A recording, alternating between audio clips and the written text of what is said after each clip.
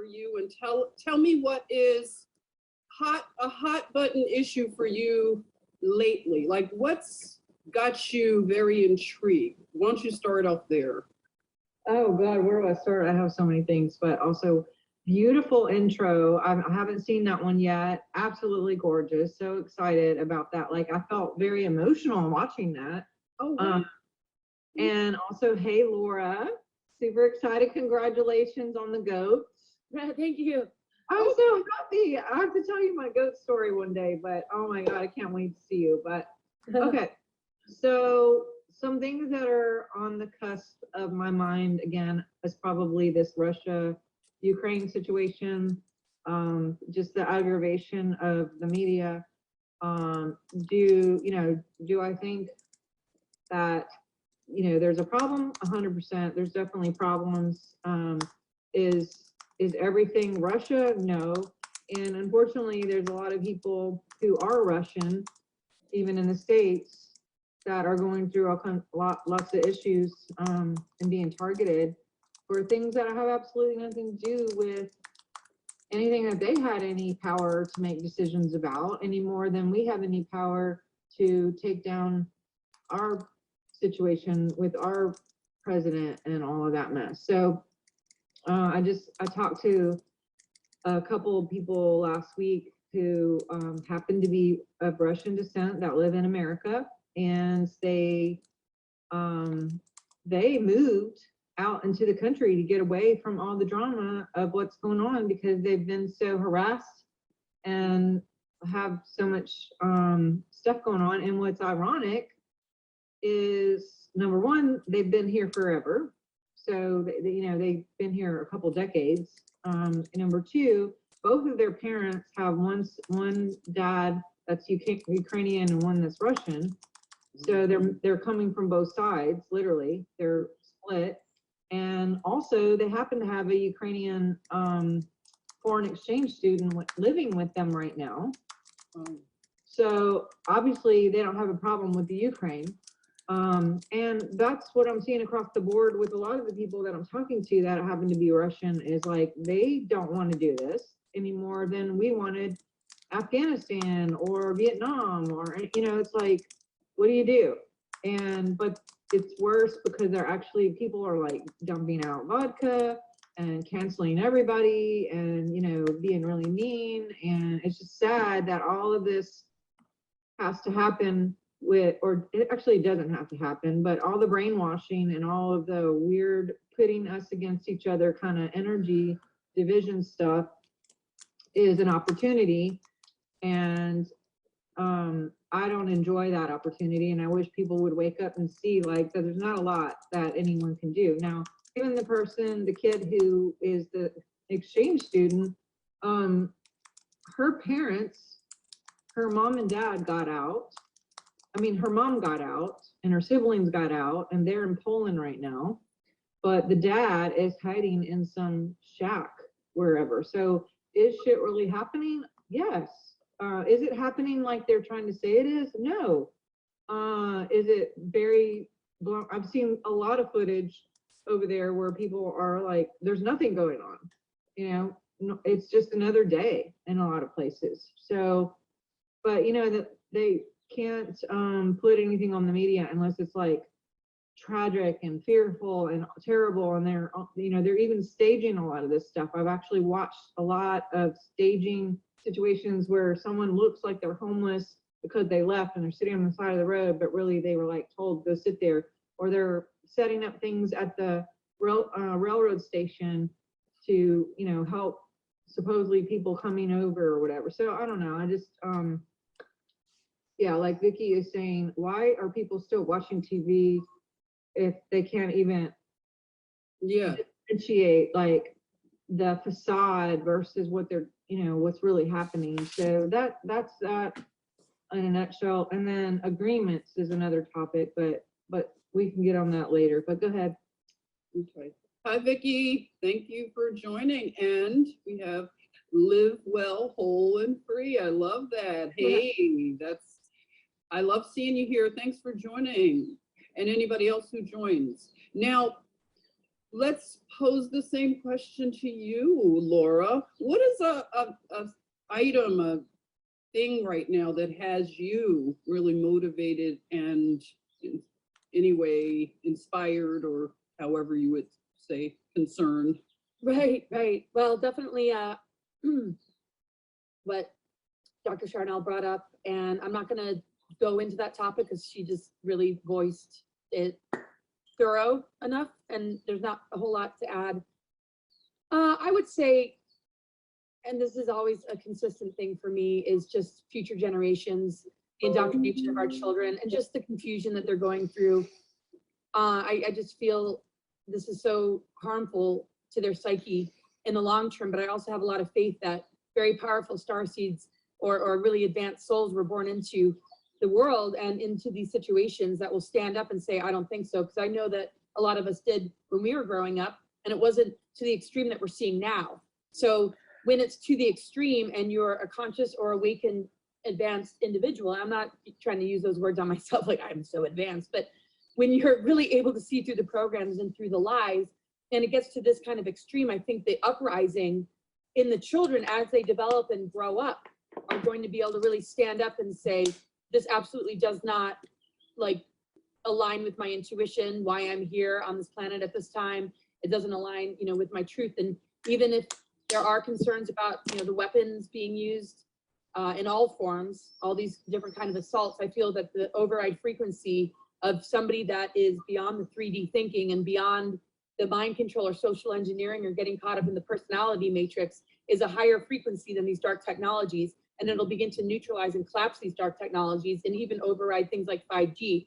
But I know that there's going to be a lot of challenge for those that might not know how to process this at this stage in the game, and for parents that don't know how to process this because they haven't gone through enough of the rabbit holes, or they haven't been able to, you know, really research. But I feel just incredibly inspired to assist just people in their everyday lives of how to, you know, kind of deal with this, how we can build community away from the system, away from the matrix, and get people to, you know, kind of work together and utilize resources, utilize skill sets, and really like create a foundation so that we can bring our children over into that. And if you're not able to homeschool, that there's enough people in the community that can hold that kind of space. And also that some of the areas that we might hold as landowners and keepers in order to build this community, that we get a major sort of guardian force of maybe ex-military or people that are, you know, strong veteran, patriot-minded individuals to guard from any attack, anybody coming and knocking on the door wanting to snatch any of this stuff, because that's where I feel the war is going to be played out kind of on more of a face-to-face level when they actually are coming to your door. So it's all about that preparation, I feel, and that's what's really motivating to me. And I feel the ripple effect is going to impact a lot of people, and it's going to also be an example for others around the world to maybe do the same kind of thing. And I know people are already doing it as we speak. Instead of it being about politics, instead of it being about the division, instead of it being about seclusion, that it really is about rehabilitation to help people that are struggling with falling into a lot of this indoctrination, buying into what the outer authority is saying, and the whole problem, reaction, solution thing, so that it can really assist them and feeling a safety and a compassion and a love to help them to move through this very, very difficult passage and transition without any judgment, without any of, you know, the very tactics that they're using to divide us, that we have to be very wary and careful of on our end, no matter how much we know, no matter how much we think we know too. Because I feel that some of these detrimental decisions will be neutralized and nullified when the love frequency grows, and we can just really come together in the face of everything they're trying to do to unhinge us, separate us, and keep us in this battle and in this war, which to me is the root of why they do these psyops and why they infect social media with all this kind of stuff and the stuff that you mentioned, Sharnael. So I'll kind of leave it at that. Thank you. It's so nice to see you both. And we are, anybody who's wondering, we are expecting Kerry. So whenever she comes into the green room, as they call it, I'll pop her right on the screen, okay? So we're waiting for her. I'll check and see if she sent a message. So I And just then you're gonna like, answer that question, right?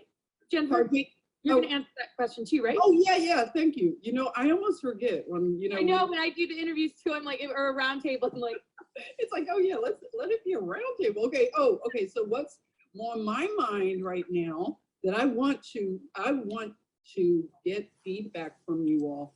I've prepared, you know how I am, a few little images like slides that deal with some of the current events, and it touches on some of the things that you've said. And I just like to hear you speak on it. And that's what's interesting to me is I'm realizing that on a basic level, the woman is under, like the gender of being a woman is under such scrutiny at this time where it's being debated or it's being redefined. And I'm concerned about it from a, you know, from a woman's standpoint. And I want to see what you all would say to some of the things that I'm going to bring up. Because I realized, I said, it's so many different plates that are spinning in the air at one given time. I don't think we've ever had so many issues coming at us at one time like this. So the issue of gender being just so basic, I said, if that building block of society is absolutely redefined, where will that lead us, basically? So, you know how I talk about going back in history? That's been a thing that I've been doing a lot. I never liked history so much as I do right now. It's even with going back and looking at old maps and just, I want to get, like, I have this desire to get old dictionaries. I have encyclopedias that were dusty that I dusted off. And it's like this desire to see what was said in certain narratives, what changed and why. So that's why I have a picture of an old map, as you can see. And, you know, this is something that is being treated the same way being a patriot has been treated, you know, where you have these factions that come in and they go, and I believe they're infiltrators that come in and make everything look like just confusion and chaos. And then anybody who was sincerely in this particular movement or whatever, then gets painted with a broad stroke as crazy, tinfoil hat, don't listen to anything, just throw it all out whole cloth.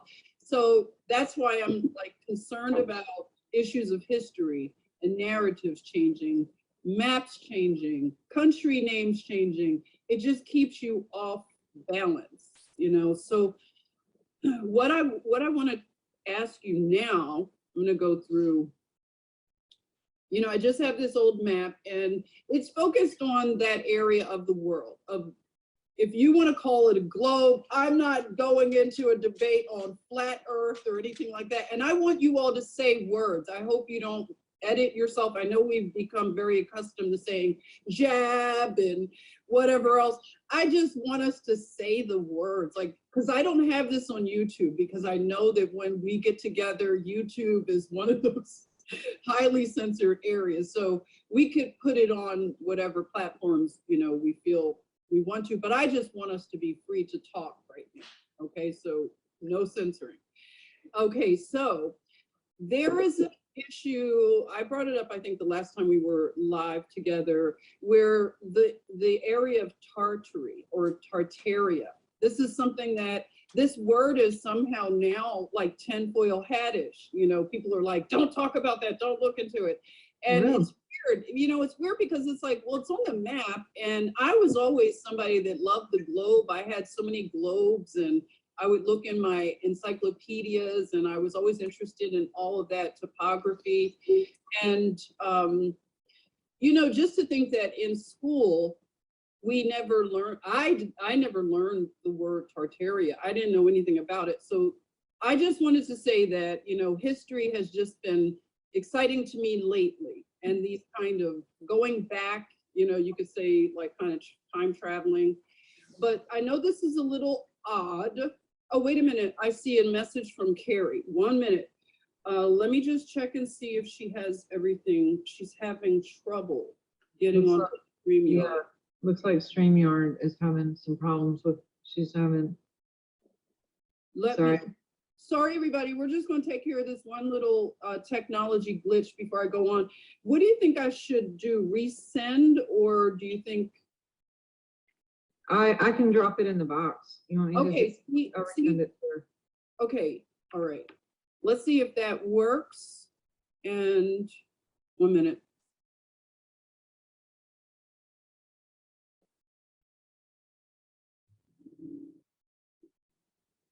Okay, if she pops on, I'm just gonna go on so we don't have too much of a lag. Now, the picture you see right now is something I want to talk about, okay? And this deals with some current events. I know that we are on a certain view here. Let me see if I could put us on a view where we're on the side. Maybe that'll work out. Okay. I know this may seem strange, but it's a method to my madness here. I'm curious to know what this means to you when you look at this logo, starting with you, Dr. Sharnael. Were you involved with this organization? What does it mean to you? Have you ever given it much thought? Yes, so actually I was a part of Girl Scouts, and I went like kind of up to the top, not like very, very top, and did a lot of different volunteers, had all the badges, sold the cookies, went on the camping trips, did the whole thing. I actually had a really good experience with that.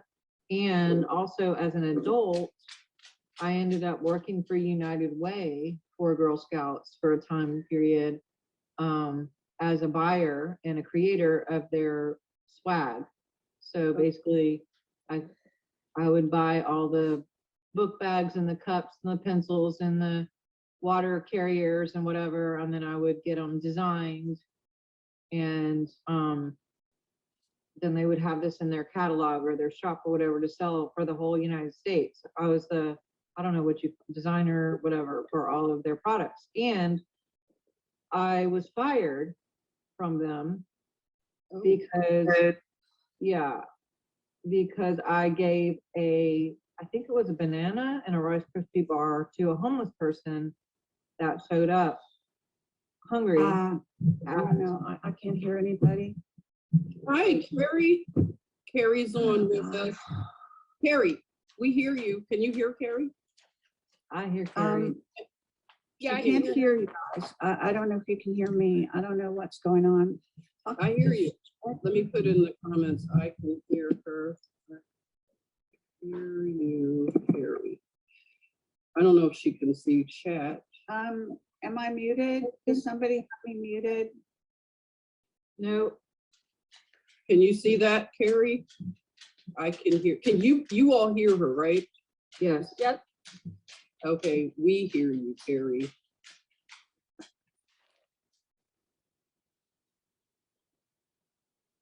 Oh, she dropped off. Maybe she's going to come right back in.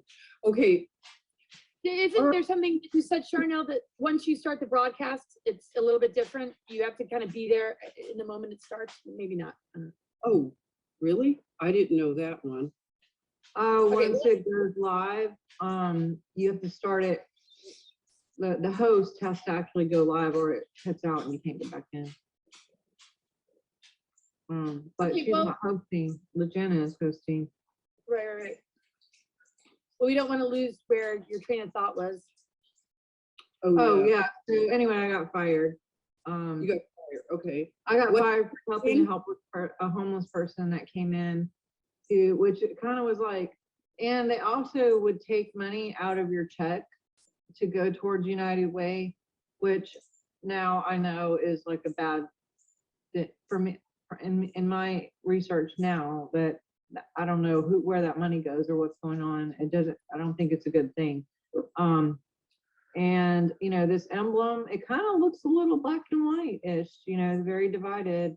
Although that wasn't my experience. There was all kinds of girls in my situation, just because I was overseas too, and we were military, so there was always a mix of everything. Like my very best friends were every color of the rainbow, and so I didn't really know any different until I moved to the South, and then it was like shock, like this happens, this is real, like people are that segregated.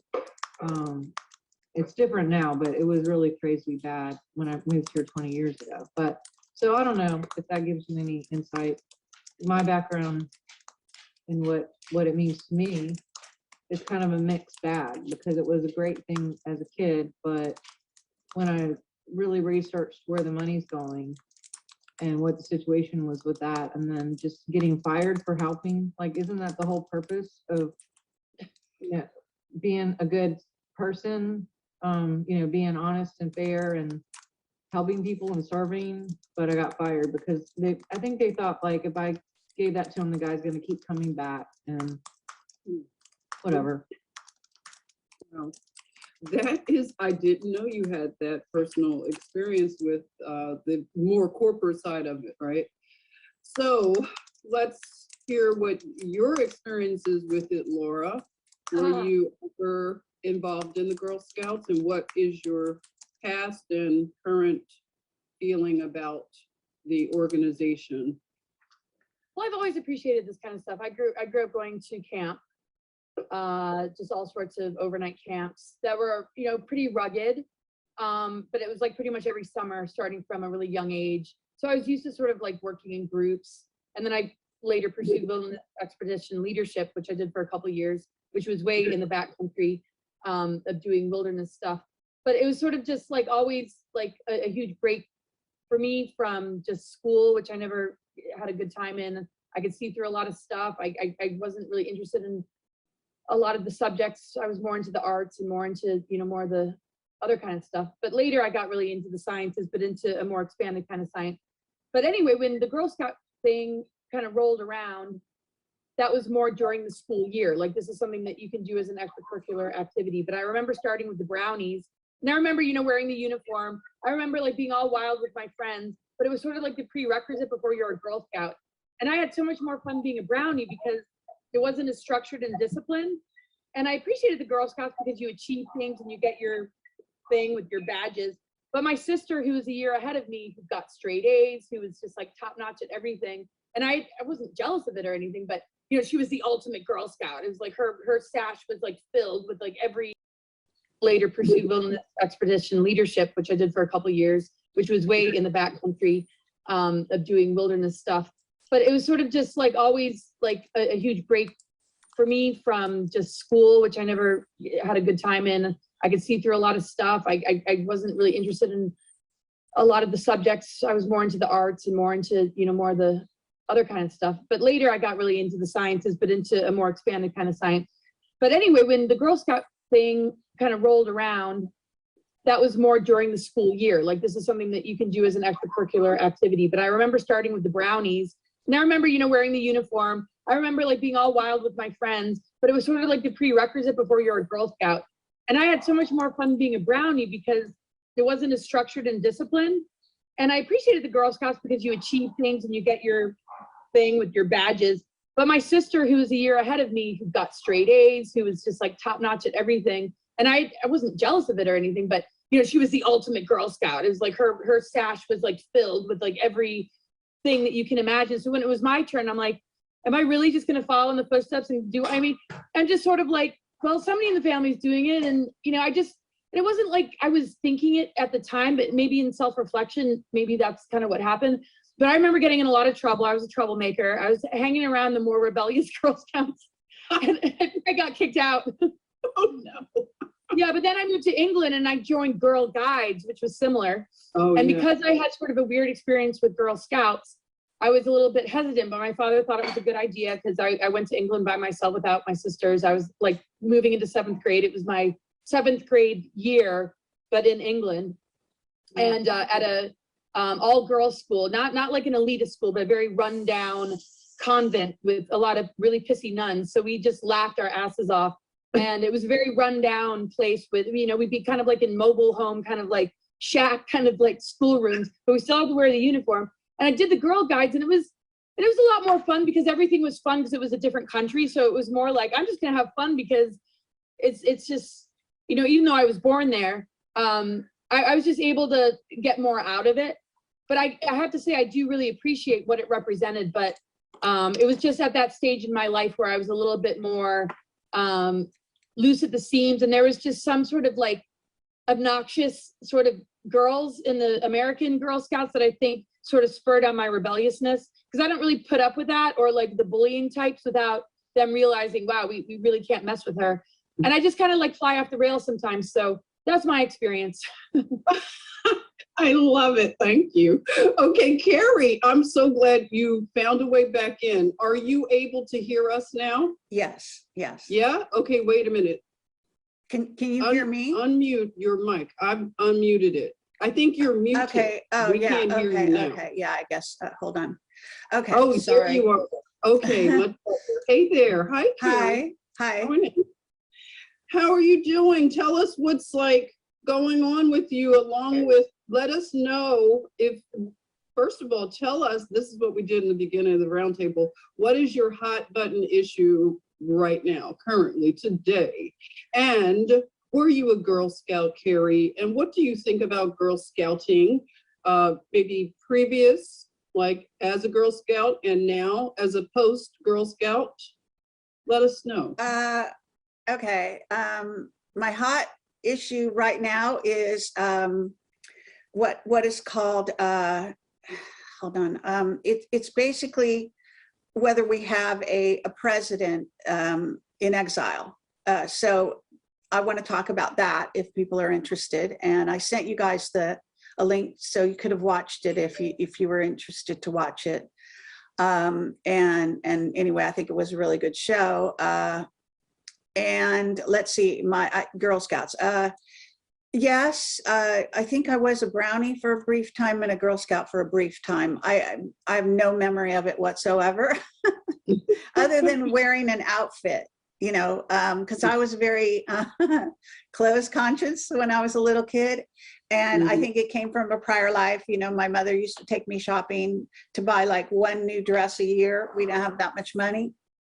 And so I would like put her through hell on every way it fit me, whether it was made well, whether I liked the, you know, the decoration. Like I was just like a complete diva when I was like, I don't know, 6. So I don't know where that came from, but anyway, so that's all I remember was the outfit. That's interesting. That's wow. so funny. That's great. Well, for me, my experience was brief as a brownie. However, I did become a scout leader later on in life, like when I had my corporate job. So I did that for a brief period of time. And my thought on scouting at this time, I know everything has changed. I do believe that when we were younger, we were part of a generation that had, it seems more innocence.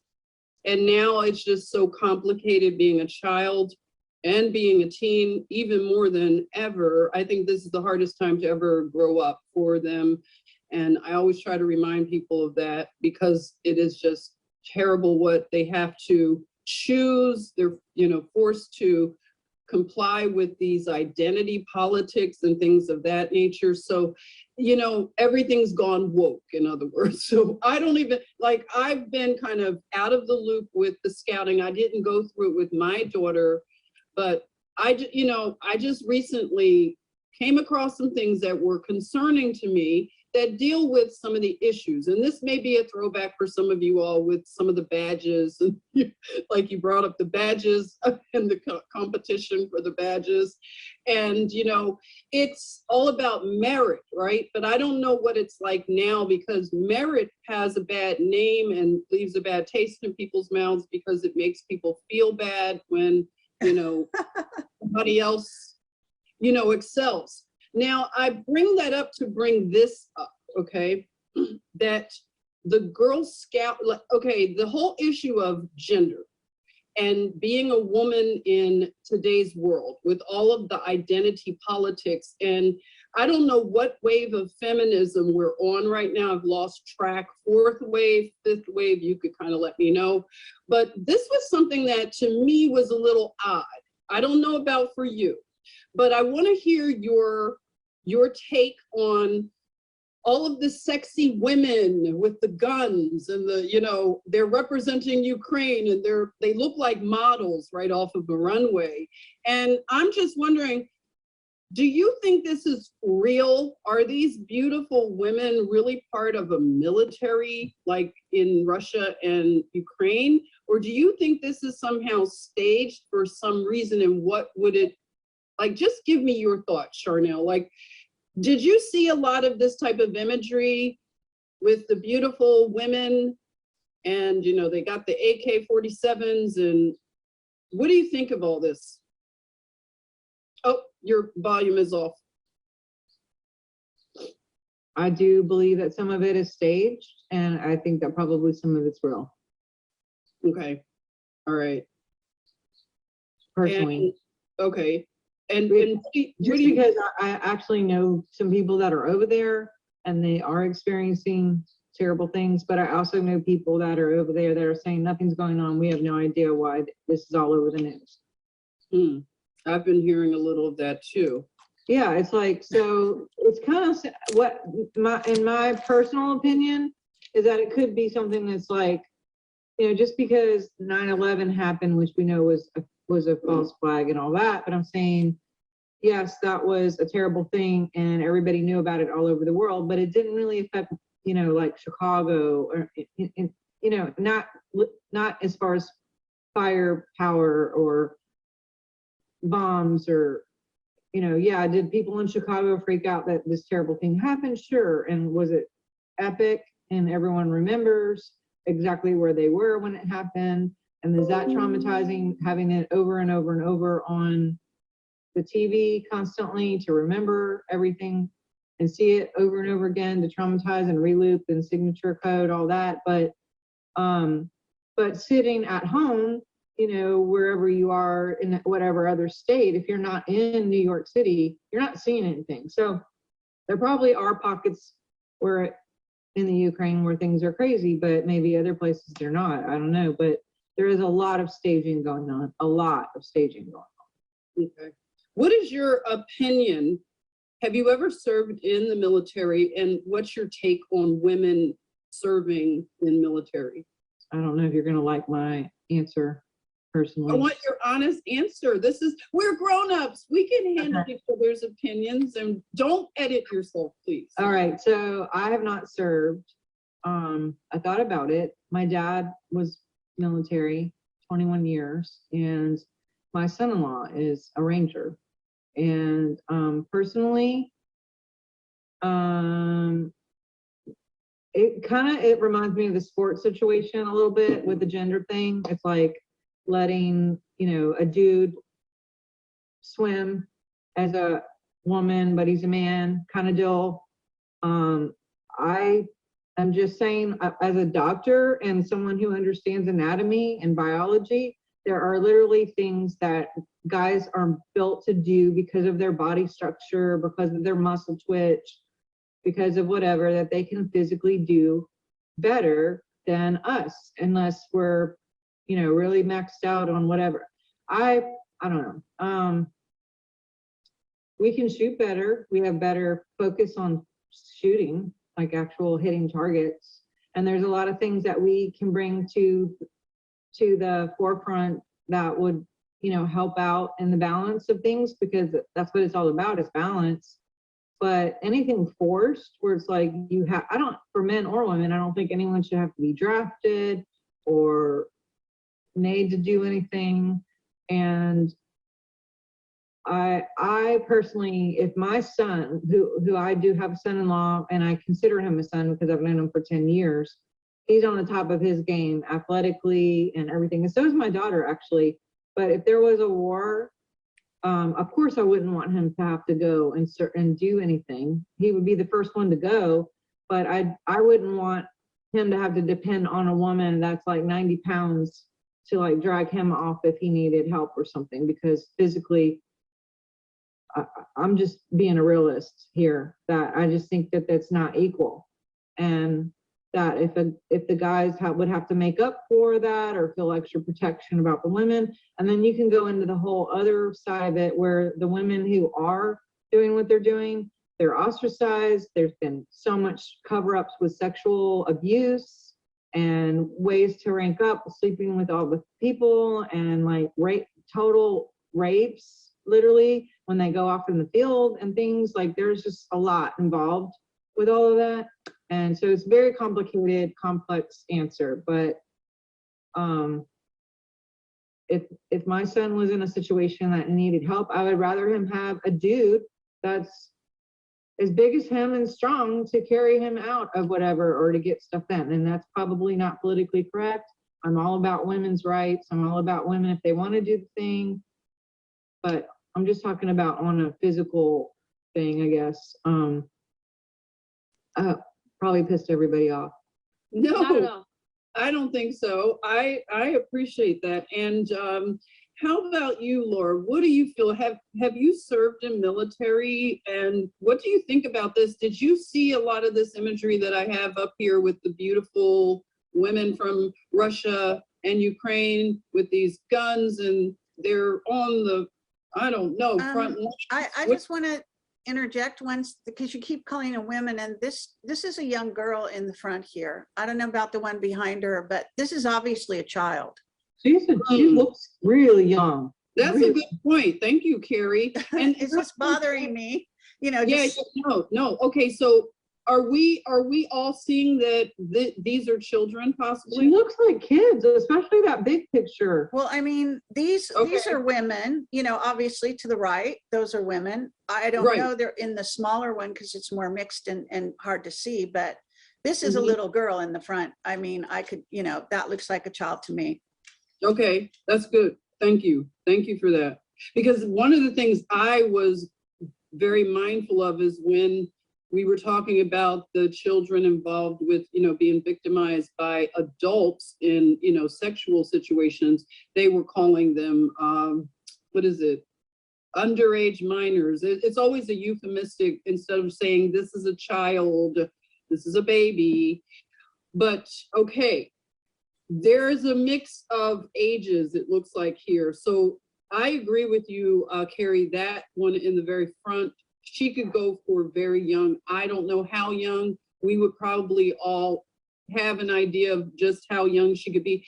I don't know in these other countries how young they draft girls, I'll say, females, whatever term you want to use. So I'm not really altogether sure how young. I know that they use children in militaries in other places. So if anybody has any information, even in the chatmosphere, drop it in there if you know how young they draft the females for their military. Well, I think if they're volunteering, maybe will take them. And certainly we know that all the stories of African children that have been force recruited, right? Right. So that's a very common practice there with young children. And they Yes. grow up being, killing people, basically. Sorry to Mhm. interrupt. Now, go right ahead, Laura. I just wanted to, it was just bothering me. Yes. No, Thank totally. you. Yeah, thank you. So Laura, back to the question of, okay, do you have an issue like in terms of, have you learned anything about what we were just saying, how young they use females? And did you notice a lot of this imagery coming out in the beginning where it looks like they're just, I don't know, it was strange to me. I'd never seen, I'll say females for now, that look so pretty. In other words, like, not to say that it has anything to do with that, but it just looked like it was a little extra. Like they were, there was someone on Instagram and she was being sexy with the gun and taking a lot of pictures. She got kind of like famous off of it because people were saying that she was stunning and brave, as Salty Cracker says, stunning and brave. So what is your take on all of this? Do you have any idea like what is going on? I haven't wrapped my head around, what's going on. I know that there's just so many layers to all of this and a lot of disinformation, and most war are kind of based in false flags or some sort of you know, kind of set up. And I think this is just kind of a part of the theater, honestly, but I could be wrong. So I don't have like a fixed opinion about it, but when I just kind of tap into it, I don't know how authentic it is. And I know that, you know, the Ukraine has something also connected with a lot of the deep state cabal, crimes against humanity and crimes against children. And, you know, I just feel like this is just sort of a sort of a cover, and some of the false, maybe feminine empowerment that isn't really coming from maybe the divine feminine's emergence in the world. And I just think that it's like slapping a face on the war in order to maybe grab the attention of like, yeah, what female power, but that's misplaced and filtered through a narrative and not the truth. And I just don't think these images are very legit. I don't think anything that's really coming out is very legit. And I know that it's covering up maybe something deeper that is to our benefit in the long run, even though it doesn't look that way. And I'm not saying that war is a good thing at all, but it kind of reminds me of the mission. And I know they recently put out a movie about it, and they're very selective about any movie that I even watch. But when they were attempting to bomb the Gestapo in Copenhagen, and they missed their target, right? It's like they were trying to take something out, but there were casualties. It almost seems like something similar as far as what they're trying to take down in the Ukraine. As far as women in military, I mean, I have, you know, kind of that energy, you know, wilderness, like ropes course, like, you know, the kind of boot camp that life is, and just putting myself in these immense challenges that, yeah, I, even when I was a landscaper, the people I landscaped with who were men were like, oh my gosh, she like can work harder and she can do this for longer. And even the boss was like, he created a new company and I was his first choice, and the men were just not too happy about it. So I might be the kind of person that could maybe kick some ass in the military. But at the same time, no, there's a lot of limits. I'm not in sort of like a super, you know, buff kind of body. I'm very kind of small structured, and, you know, I used to be more lean, and, you know, but I did have endurance and muscle. I don't think I would be able to handle the trauma and the insanity and the chaos without, because of my empathy and just my sensitivity. I'd probably just like be in a corner. I'd probably lose it. So just to kind of go into the gender stuff though, I think it's absolutely inappropriate that they would ever put a man who feels like a woman in a woman's thing. They take people out if they take steroids. They take women out if they take testosterone shots, right? So if you have somebody that is born with that extra hormone, or that hormone that makes one a man, I don't care how much you think you're a woman, this is not equal. This is not fair. So, but it's not to say that like I have anything against being transgender, but you know, it's like, that's what I feel we're losing. Like the archetypes, the true archetypes of our soul are not being addressed. I feel like there should be way more female priestesses that are doing divine kind of spiritual work that's more in the mainstream, more exposure to that, and less like going off to war with all these patriarchal priests that are still operating in these different religions. That I'm not seeing any breakthroughs in. And to me, that would be the greater priority of bringing more balance to the masculine and feminine. And maybe that would dissipate the wars, because the woman power in the world, whether it's being a priestess, whether it's being a warrior, whatever role that is deep to your soul as a feminine force, in touch with your masculine warrior side, in touch with Mother Earth and what this time is all about, I think it would dissipate war and there'd be a lot less of it. So until that breakthrough happens, I think the rest of this stuff is bullshit. Oh, wow. Thank you. Oh, boy, that was fiery. Okay. Well, Okay, well, Real quick, am I next or no? wait, Sharnael. Right now, I think just has one quick thing she wants to say. I was- Yeah, I go was ahead. gonna say that it's like they glamorize it, or they try to make it like the cool thing, but they do the same thing with the guys. When you see the videos or the like the commercials for, you know, oh, this is so cool, you can do all these things and jumping out of helicopters and blah blah blah and all this stuff, like they're just on both sides glamorizing it to make people just get like, oh, I got to serve my country, which I love my country, but I'm just saying, you know, they make it like enticing to come. So of course they're going to use like beautiful people, because just like celebrities and all the stuff with Hollywood, they're not going to put like some ugly person on the cover of a magazine or whatever and buy the clothes. Like, not, you know, I'm not saying that that's good or bad, but I'm just saying it's overdone. And then going back to the gender stuff, like my son does karate, And now there's this big thing, and he's also in Boy Scouts. And now all of a sudden girls can be in fucking Boy Scouts. And he has to like go in these tournaments for karate, and he's a badass. And he doesn't want to hurt a girl that is coming in.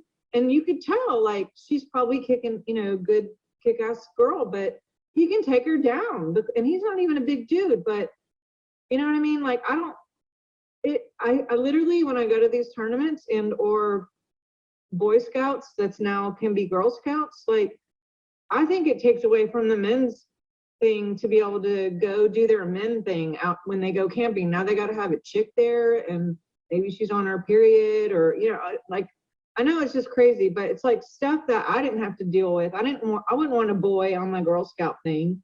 You know, maybe things are all different, and I'm just like old school, but I cringe from the inside out when I have to go to these tournaments, because I'm like, oh my God, please, I don't want you to hurt the girl, you know, and it's just, to me, it's just not fair. But yet there are women who want to go play football and be the only female on a football team or whatever, to like show they're so great, or maybe they just really feel called. I don't want to be judgmental, but I wish it wasn't even allowed. I think Boy Scouts should be freaking Boy Scouts, and Girl Scouts should be Girl Scouts, and all this like gender confusion and all this stuff is just so fucking confusing. Okay, well, can I talk? Yeah, sorry. Okay, so appreciate what you just said, Sharnael. And it is confusing, but I have a little different take. Now, I spent, a lot of people don't know this about me, but during the .com bubble crash, a lot of people, we just decided to do different things. So I was one of those people. I left a high-paying job in advertising, and I joined the Peace Corps. And I wanted to go to Africa. That was my whole reason for joining. And instead they sent me to Turkmenistan, which is, you know, one of the Eastern Bloc countries, not unlike Ukraine.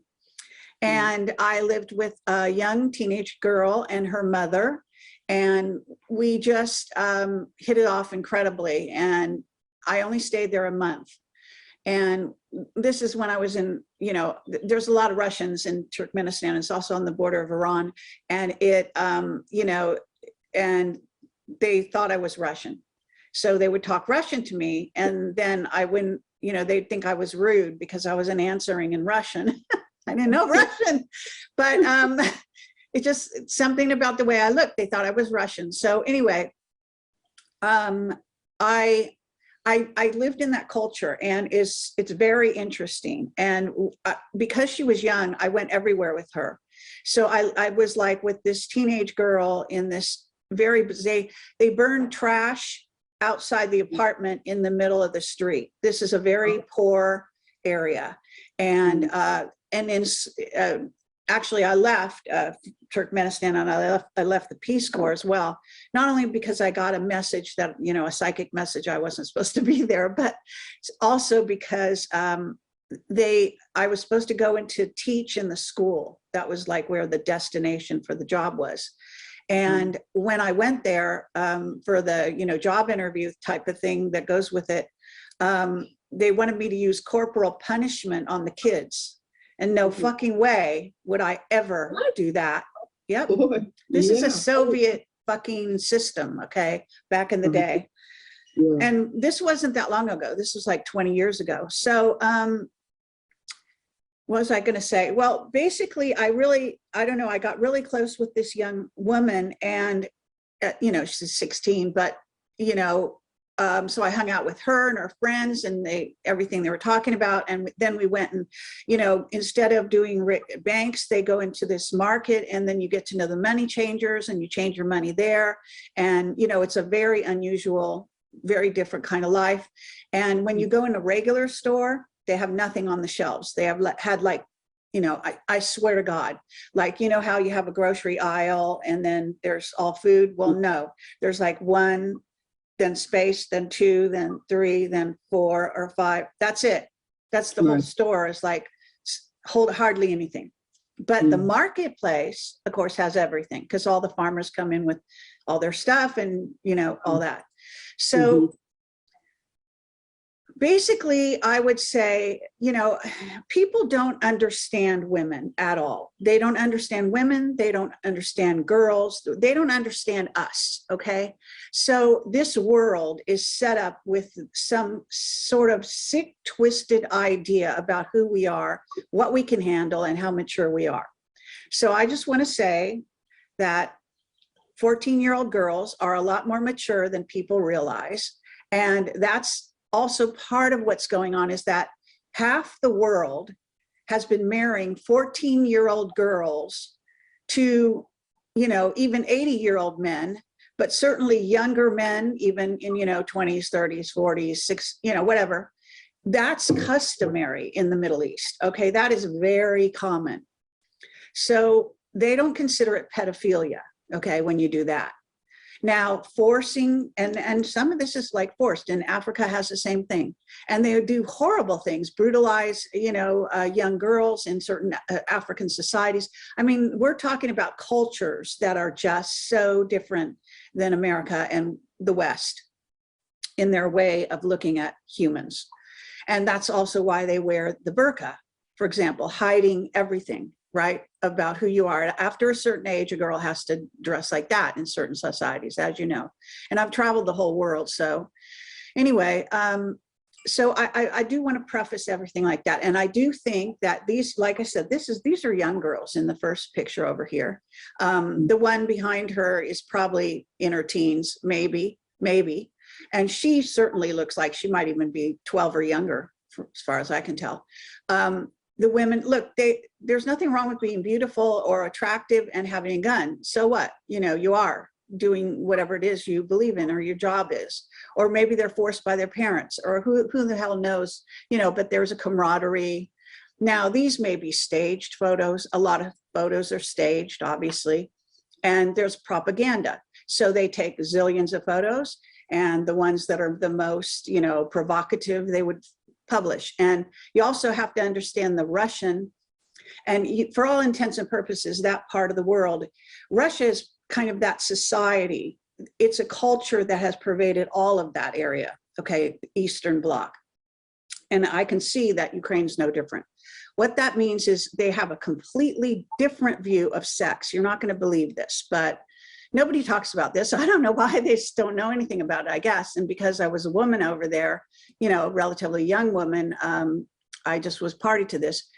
The mother of the 16-year-old girl gives her like what I would consider pornography, because she's growing up, and she wants her to be aware of her sexuality, her sexual power, you know, what's out there, the opportunities she has, or what the hell fuck, I don't know, you know. And I was shocked, but, you know, it's not even anything I would look at, I don't think. But all I'm saying is, you know, that no, I don't know why people don't talk about this. Russia looks at sex very differently than America, okay, and England, who have this sort of overlay of a Victorian, you know, past kind of, and then forget the religious Protestant, Catholic, whatever that is. Thank God I didn't grow up in that kind of world, but a lot of people did. So I just want to throw those things out there so that people see things a little different. We're saying, oh, underage girls, or we're seeing beautiful women, and we're seeing guns and so on. Well, some of these are actualized humans that want to just do this, okay? Now they're believing the propaganda of their country. And Zelensky is an actor. He's a transvestite. He's a Nazi.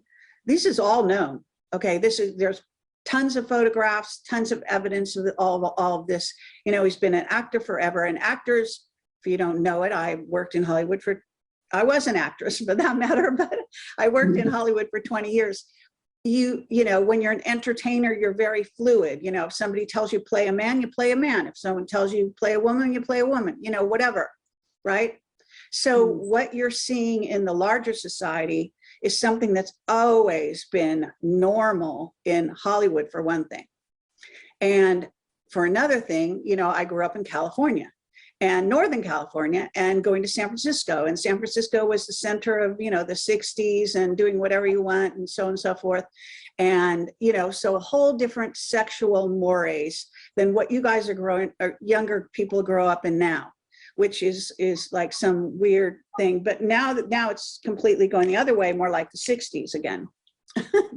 So I just want to say that people, they don't really realize that a lot of this stuff is trained. In other words, it's not like you wake up and come to this planet and decide you're going to, do certain things, but they get it from their culture, and it can be misconstrued. So they may thinking about growing up in Ukraine, because Ukraine has a Nazi past. They have parades honoring the Nazis. I mean, for God's sake. Now, that doesn't mean they're all Nazis, okay? I'm sure there's plenty that aren't. But if you have this, what is Nazi? What is that? It's a militaristic culture, is what I'm trying to say. And they've also had 8 years of civil war with the Donbass area. So the East versus the West in that country. So again, if you grow up in that environment, then war is very close at hand, and war memorabilia and outfits and all this kind of thing, and guns and knowing how to handle a gun is probably a sign of, of being with it, of being hip, or whatever it happens to be. You know what I'm saying? When you're growing up. So just not to be so judgmental over all of this, because we're seeing it through a lens of a culture that has, at least in my view, because I think I'm older than at least some of you, and I remember better. Maybe I just had a historical point of view, but and I was a radical, so I did not follow any rules, and I was a tomboy, and I could climb trees and play war just as good as any boy when I was young. I was an incredible athlete. I even my 2 girlfriends put me through an athletic test to decide if I was going to be in their clique. That's, Wow. And I passed, and we were like the 3 toughest girls in the whole school. I mean, but not tough in a boy, negative way, but, we were the what do you call the most popular, whatever that is. I got in trouble, like I think Laura was saying, I got in trouble for back talking the teachers. That's what I did. I mean, I do it now, and I did it then. I'm shocked. I have.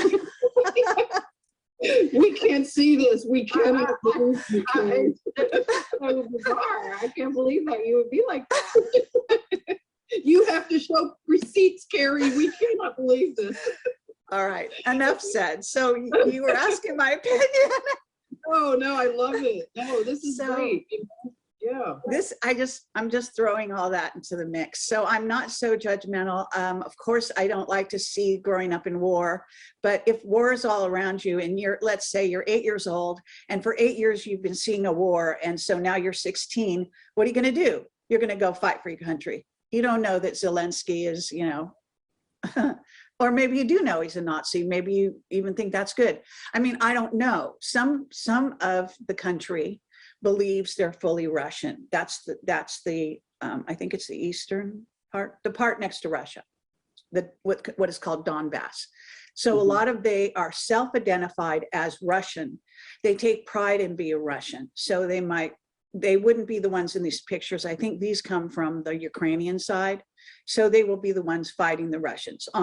They would think they're self-identified as Ukrainian, trying to have an identity in that way.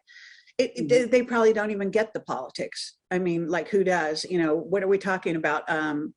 Basically, they say 30 biolabs. Let me tell you, the latest number I heard was 46, and this was from a good source. That's on the surface, to say nothing of what's going on under that country. I mean, the country became kind of a stomping ground for the Europeans to make buku money, to move guns, humans, you name it, in and out of that country to do money laundering into, and then send stuff down to Iran, Syria, wherever it happens to go. So that's all I have to say for the moment. Well, thank you. Well, I'd like to just wrap up this little round here by saying what I have come to learn. I have not served in the military, but I was recruited, in terms of a Navy nurse, and I didn't go through with it. But I did hear from a Vietnam vet who, when he came out of Vietnam, and he told me a lot of like his personal experience, what he went through.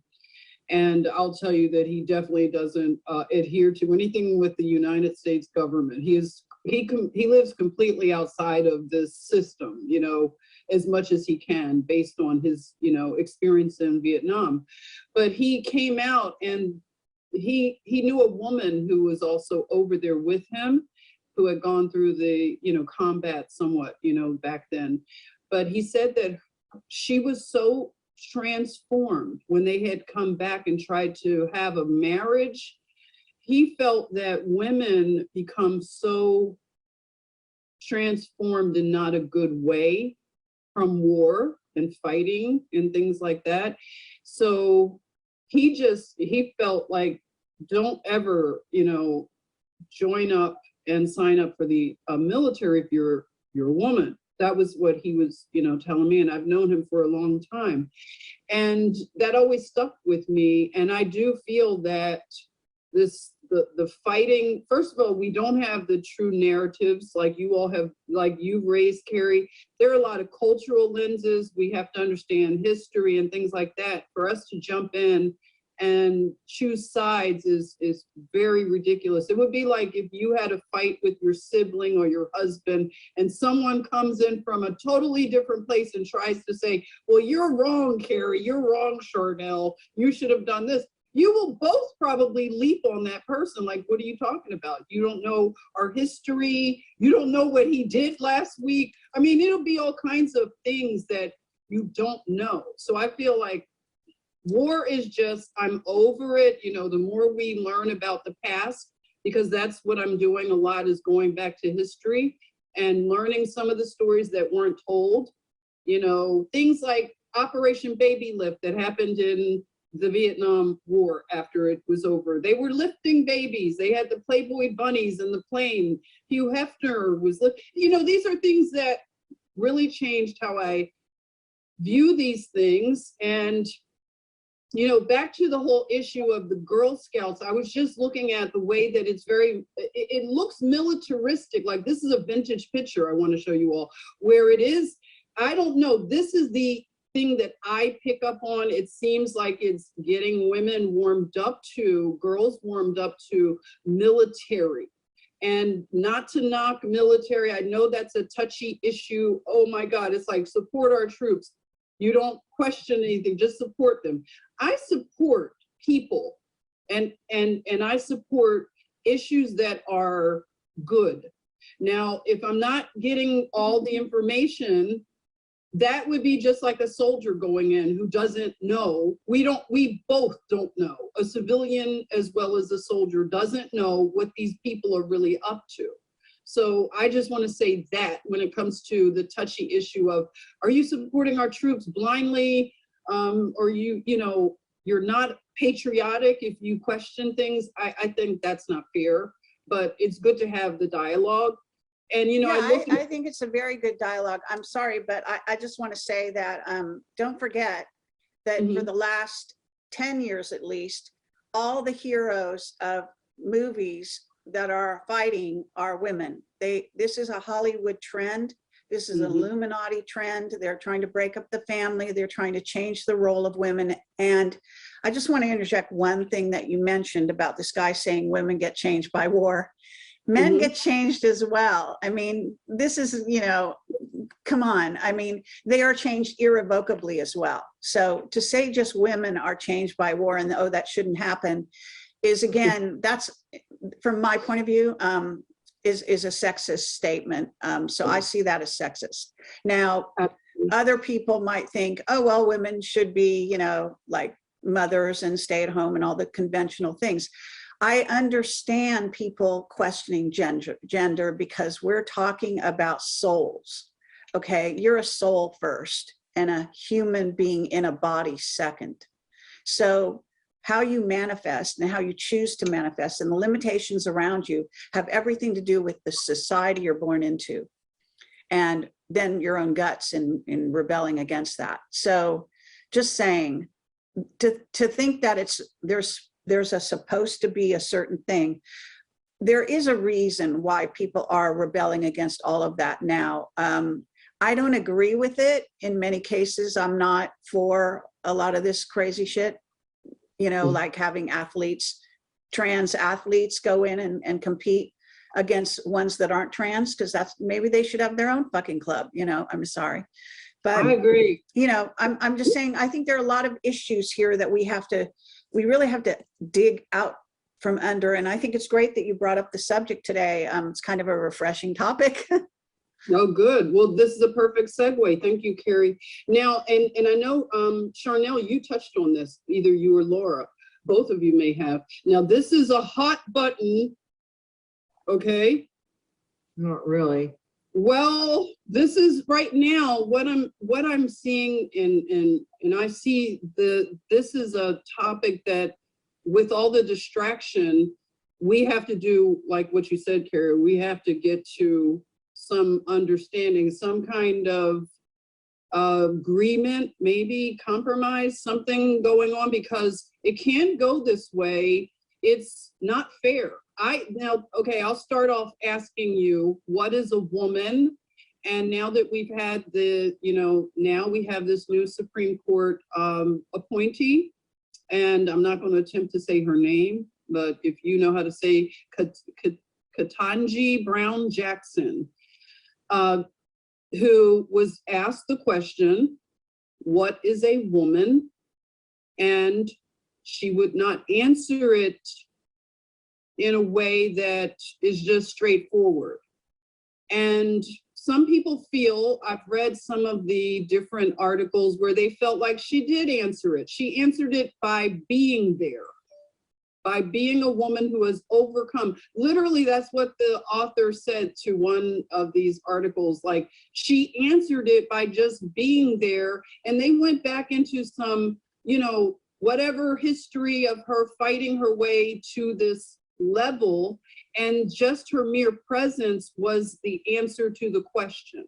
So I want to see what you feel about what is a woman, and is it necessary that we get to the bottom of this, and why is this being challenged the way it is, where you have, again, we bring up this issue of, this was a man who went to the University of Pennsylvania as a man, young man.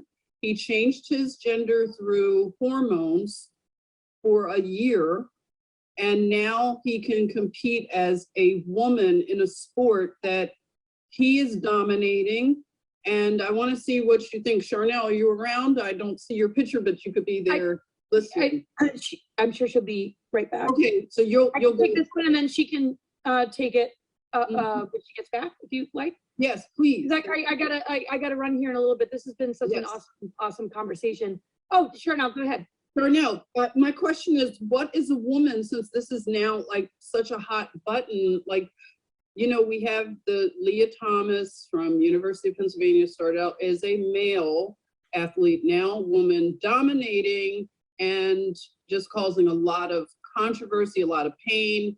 The support for him is very big. The university said they would not change what's going on. She can still compete with, against women in this sport. So what is a woman? Okay, if you were asked that question, you could answer it, right? How would you answer it? A woman has certain body parts that they're born with, and certain chemistry and anatomy and physiology and hormones and all the things. And can that be confusing? Yes, because chemicals like whatever's in the chemtrails and the foods and all the dyes and all, makeup and cleaning supplies and all that, they are hormone disruptors, and it is causing a lot of confusion. But in the end of the day, I think that women are still women and should be able to compete with women, and that there shouldn't be this crossover. It's absolutely not fair on either side.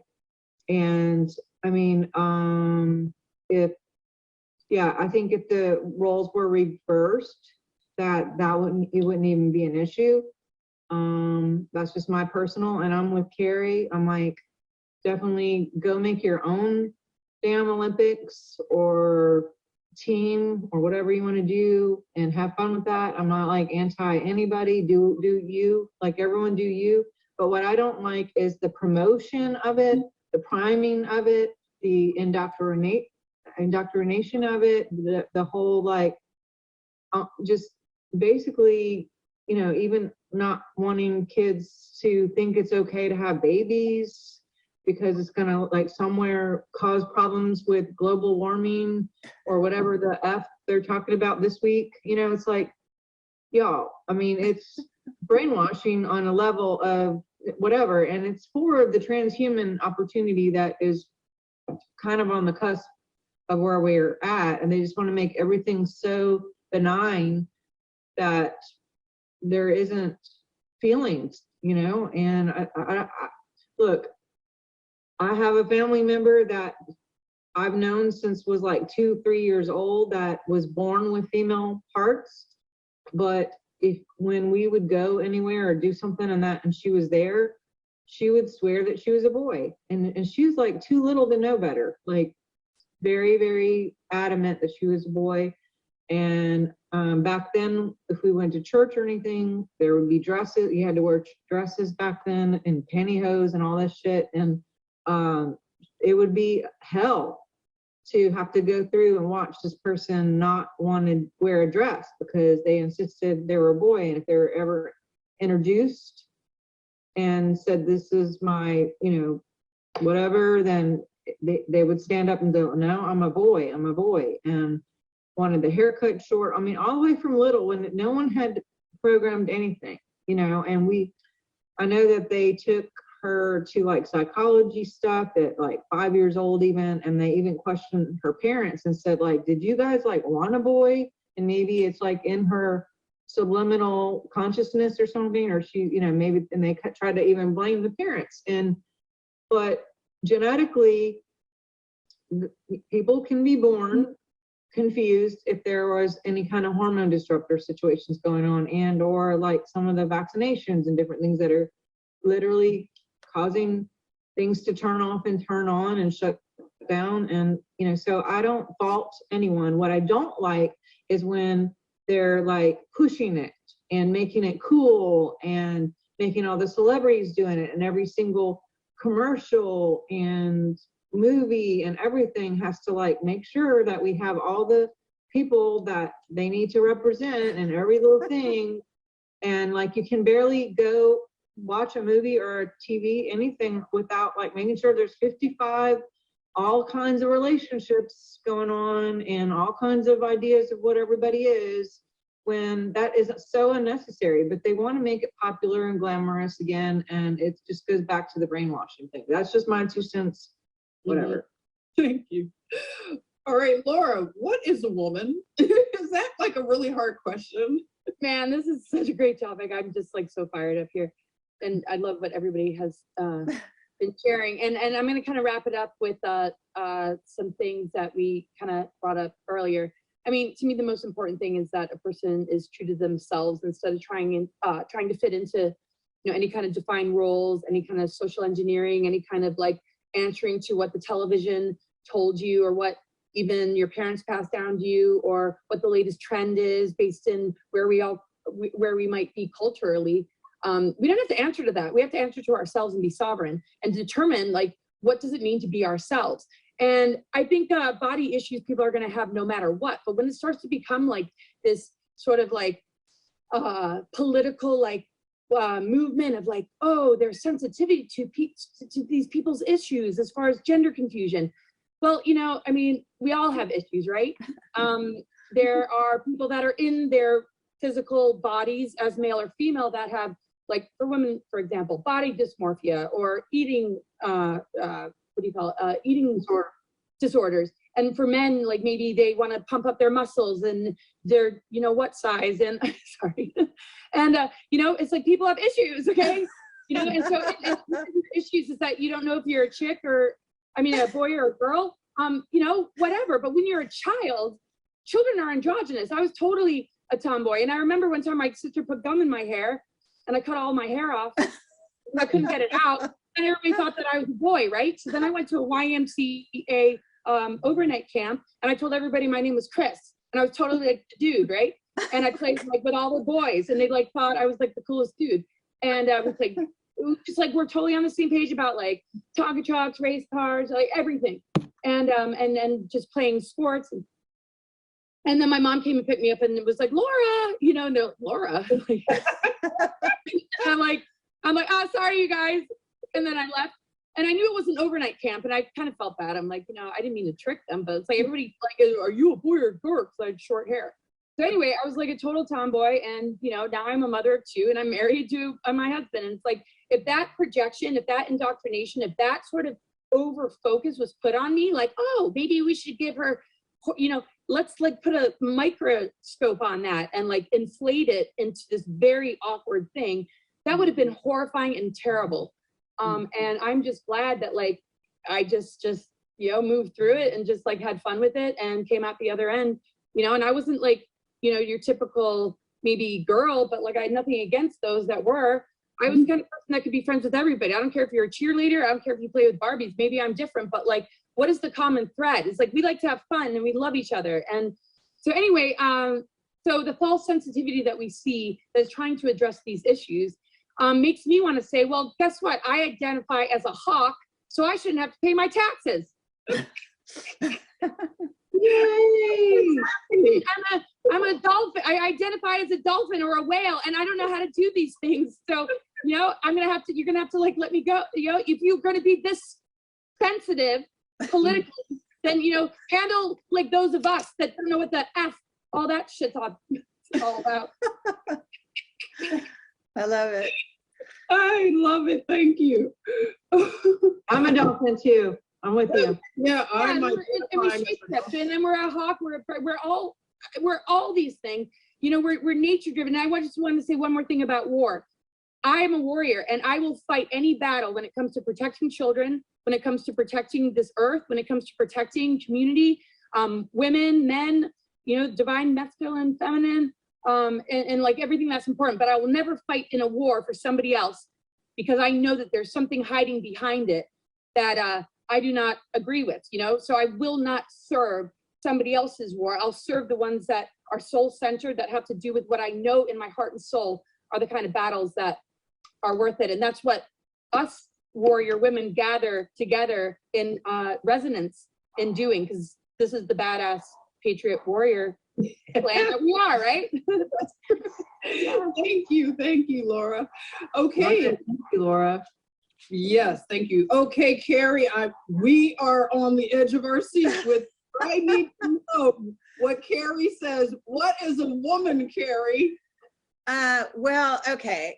I mean, I'm kind of with Laura, more or less, because, you know, I think that you're born into a body, you feel certain ways. Now, I was all the mixture. So like I said, I was complete obsessed with fashion and the way, you know, my dress looked and the whole thing. So I was a total girl in that way. But like I said, I could climb trees and beat a boy. In fact, I got in fights with boys because they were trying to beat up my brother, who was a year and a half older than me, but he had developmental problems. So you know how mean kids are, they make fun of them. So I would get in fights with boys, not lasting fights, but I would go stand in between my brother and the bully, and I would take the punch and I would try to punch him back. I wasn't really good at that, but you know what I'm saying. So I became a defender of, you know, of weaker people than me.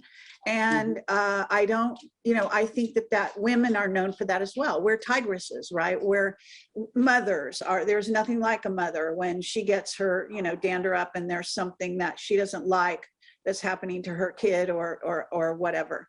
And so I think that's a very beautiful thing and shouldn't be changed. But I also, you know, I don't have an issue really.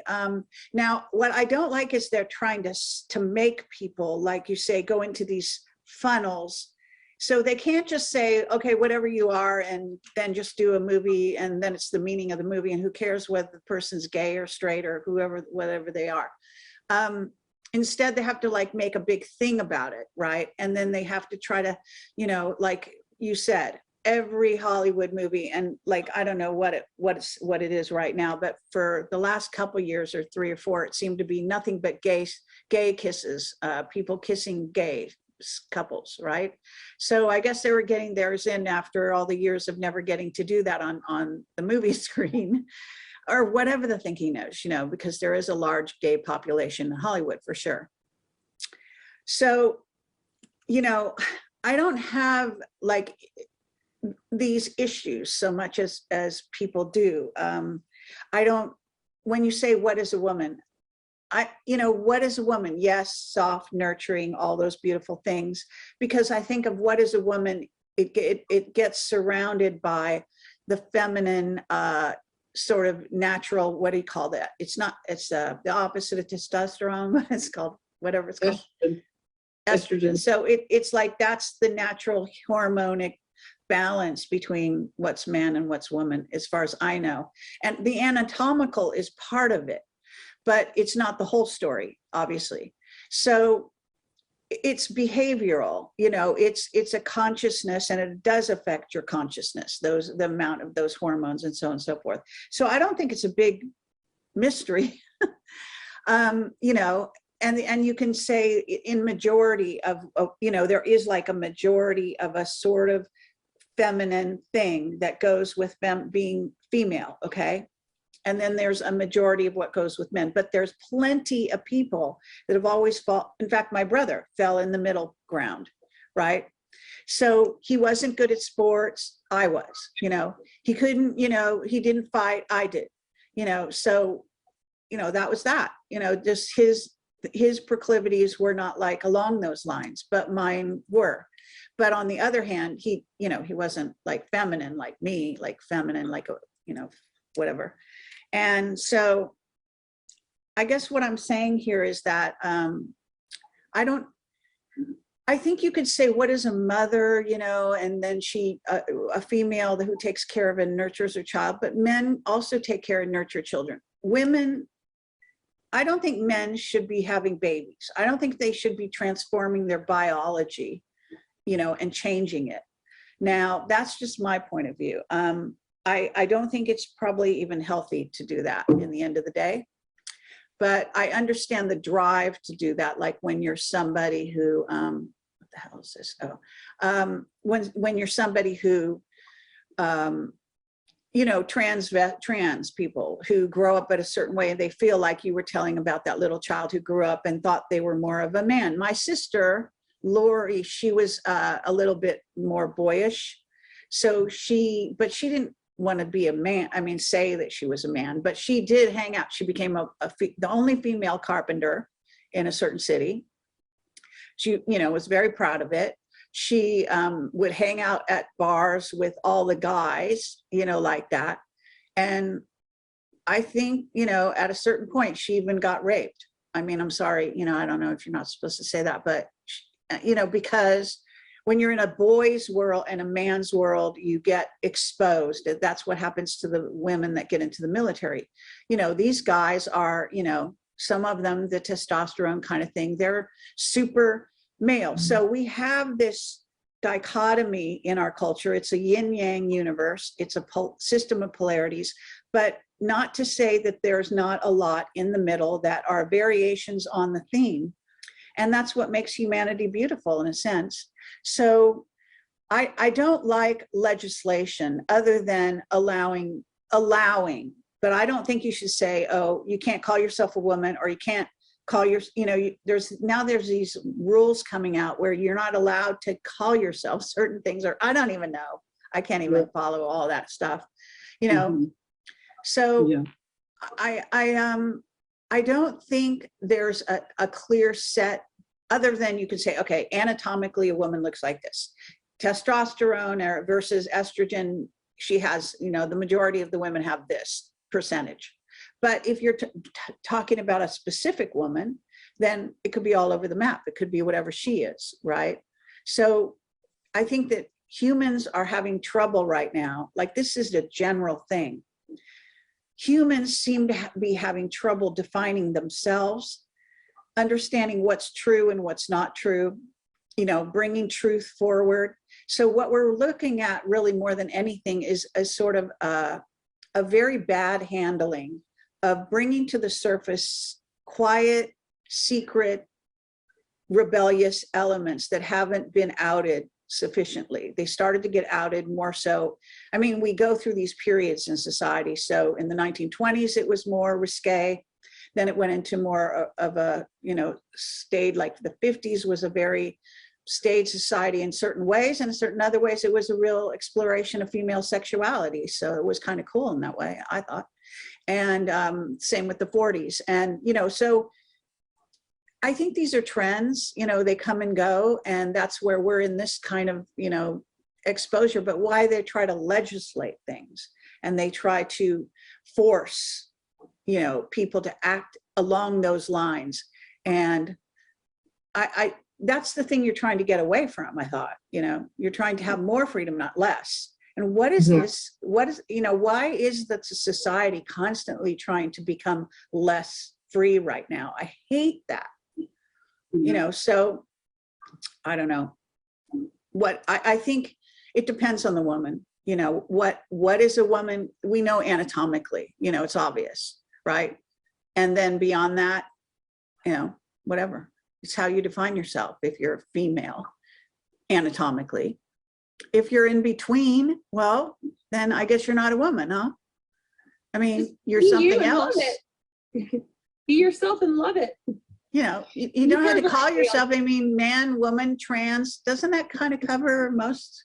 If you're kind of in between, you might be a trans, right? Is that not a good enough word? It's creating polarities too. So we have the masculine and feminine. So let that be something joyous to experience in your body, and just learn to love the physical vessel that God gave you, whether it's male or female, Well, Shakespeare, As You Like It, I think it is, the key character is a woman dressed as a man through the whole, play, in case you don't know. And it's very cool. So, it's been going on. It didn't just start, but they're trying to legislate it, it seems to me now. And that's always a problem. I hate, laws. Yeah. Well, I appreciate this conversation so much because it is so current. And the way I see what is a woman is, to me, it's always been simple to me. And I see this as more of the chaos creation. And I want to move more towards simplicity. And this is more chaos.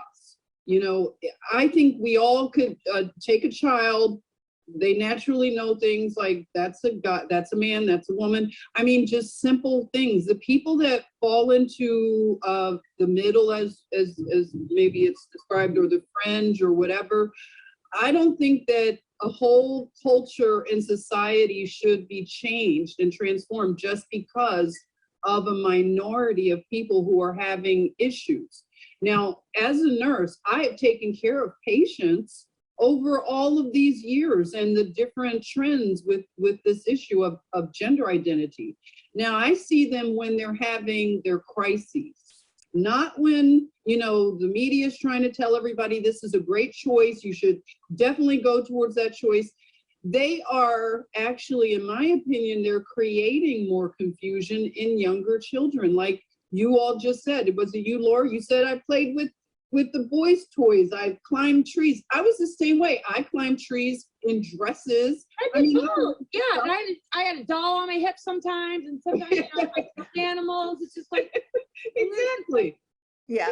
Nobody at that time, the agenda wasn't to then take me and start to indoctrinate me into this identity thing, because children take identities and put them on every week, a new identity. That's right. And it shouldn't be tampered with in terms of fixing something, like putting it in a fixed state, because I wanted to be a veterinarian when I was little. I changed my mind the next week. I wanted to be this.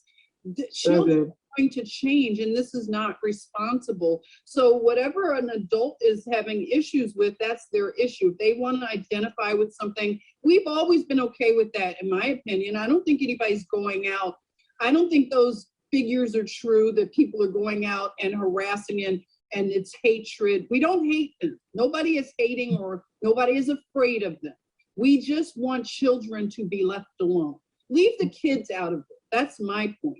If you're having gender identity kind of challenges, work that out as an adult, but do not give hormones to children. Oh, God.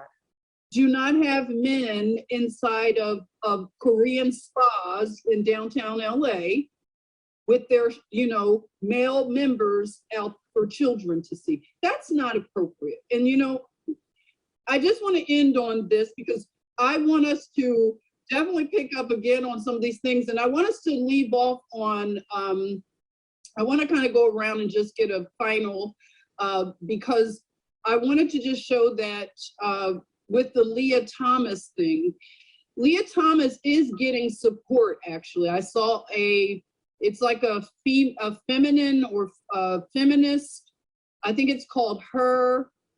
The name is Her Campus. So it's a feminine or female type of group on University of Penn, or either University of Connecticut. So there are women who are saying, I stand with her.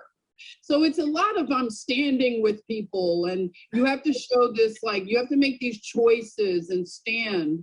But I just wanted to kind of just put that issue out there, and kind of end on this, is that I wanted to share that I don't know why I happened to watch a little bit of a soap opera today. Do not ask me how I ended up in that rabbit hole, but I was watching part of the soap opera that I used to watch as a younger woman, and the soap opera has the same people. If you ever got into like the soap operas, these are like literally, I don't know what these people are doing. They've been on these soap operas since my grandmother was watching them. And I watched Dynasty in Dallas with my granny in England. Exactly. When I was 12. Yeah, your grandmom or somebody, or aunties. But the thing that really got me today that was like really crazy is that, okay, I knew even from not watching these things for decades, I was like, wait a minute, how is he with her? And they're all marrying each other, and it's so confusing, right? But then what happened, there was a commercial for the Girl Scouts. That's how I tied all this in. It was a commercial for the Girl Scouts during a soap opera, okay, that was about all these people like intermarrying. And I was like, what are Girl Scouts? This is the demographic that's watching soap opera? I was really confused, okay? But I just wanted to say, like, this world is just so cuckoo. But I look at this picture, and the word that comes to mind is warped, okay? And it's a warping of, to me, so many things, but the one that concerns me the most is there is a warping of love, of love. And I just want to end off and just hear what your heart would like communicate with looking at this picture, just thinking about some of the things you're observing, and can you end out on something about love? And I'll start with you, Dr. Sharnael. Yeah, well, first of all, thank you. I actually I can't remember where I was yesterday, but something came on the television, and it was General Hospital. And I can say that I knew that because I did the same thing I watched it with my grandmother when I was growing up, and I was like, oh my God, is that Laura? And not Laura Eisenhower, but Luke and Laura. And then I saw a couple other people who were like, white hair now or whatever. And I'm like, are you serious? These people are still here, So I had the same thing happen yesterday. So that's interesting. But as far as love, yeah, I think when there's any confusion and or division, constantly everything being played against everyone, country against country, gender against gender, white hats, black hats, you know, all that stuff. I mean, there's just race, all of it. Like when there is that in the mix, then that is the very definition of warping love, because I don't see color or gender or anything. Like, again, I don't know why there's such an emphasis on division. Well, I do know why. There is an emphasis on all this division, and even in religion or politics or all of it, it's just all socially engineered towards everyone picking a side and people feeling like they need to pick a side. And I get it. I'm obviously doing it too at times, and it seems almost first nature to, you know, be in the middle of it and pick a side, when honestly we don't have to, but sometimes we feel like we need to. So I'm not saying about right or wrong or good and evil. I'm just talking about just any topic. It's like when someone puts something on Facebook, you don't have to respond and like get in the fight. You can actually scroll and people forget that. So all that being said, I think when there is that social engineering and all the mass media with this MK Ultra situation to get everyone divided, that is obviously going to bring the love radar at a lower level, because there's less opportunity. You know, just put it this way, imagine the news only showing good news. Imagine the news showing all the races loving each other and all the genders loving each other and countries doing other things for other countries, and that's the spotlight, or a guy helping a woman across the street and feeding puppies that need support, or kittens, and organizations that do really good things and things. Like, what if that was the main focus? Of course it wouldn't get ratings, but maybe it would, I don't know. And so if that was the brainwashing, just think if there's like if there's an opportunity for that kind of brainwashing, because brainwashing doesn't have to be bad. You can get into like an immersion of brainwashing to wash your brain from the programming and all the other stuff, right?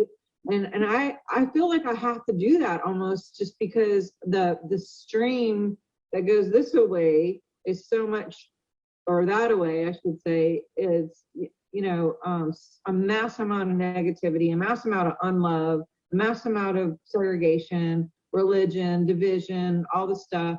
And then I feel like a lot of us are all like trying to go against, like the trout we talked about, I don't know, months ago. Oh, yeah. So in my practice, I'm doing things like, you know, all the things that keep myself mentally stable, and the focus frequency of 500 or more, which would be love. Like doing all the things to stay in love as much as possible, to stay out of drama, to not get into these, you know, arguments or discussion fights, whatever, and just to let people be and get in nature and do all the things that are going to code me to a loving state.